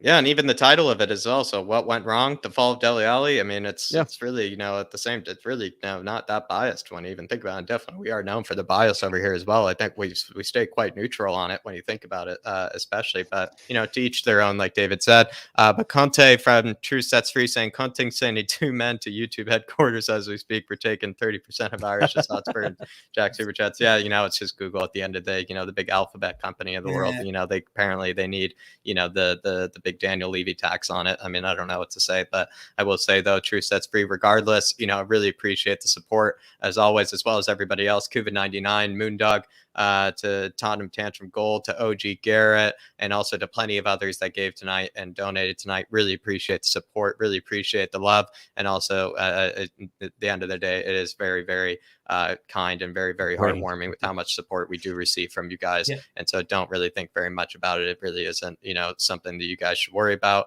but really appreciate the support as always. And True Sets Free, it is a bit frustrating at times, but at the same time, we still know that you guys are giving what you can, and it really does go a long way, and we really do appreciate you. Nah, big up. And look, guys, you know, let us know what players you want us to do next. I'll be honest with you, I've already started working on the Winks one today. It's already infuriated and fucked me off, to be honest with you. I don't know how long it's going to take me to do the rest of it. Honestly, it's going to be a very quick one anyway, because there's not much out there, especially. But look, you know, we will be doing Ben Davies and stuff like that. But guys, do let us know what other ones you want us to do. We have a couple of other little fun streams lined up as well. So look, just stay tuned. But do get over, check out Tottenham and Tour and flatcapeurotalk. Like I said, your Bible for the January transfer window. But as always, guys, thank you so much to everybody for the support. It's been absolutely overwhelming. A massive, massive thank you. These shows are absolutely not without you guys tuning in, smashing the like, the subscribe button, you know, helping support the channel financially. It's absolutely nothing without you guys. You know, so a massive thank you from the bottom of my heart for everything you do for myself and Jack. You know, it's absolutely unbelievable. But look, less of the rambling on. I'll let you go to bed now, and we'll see you all back here maybe tomorrow, if not Saturday, with Stats with Jack, you know, where we'll be building up into the Leeds game. And then Sunday morning, then, you know, you get the pre-match build-up as well. So I'll stay tuned, and I'll see you all soon. But as always, come on, you Spurs. In Conte we trust. Come on, you Spurs. We trust. And Brian Ireland, do you want to do Daigle's sign out quickly?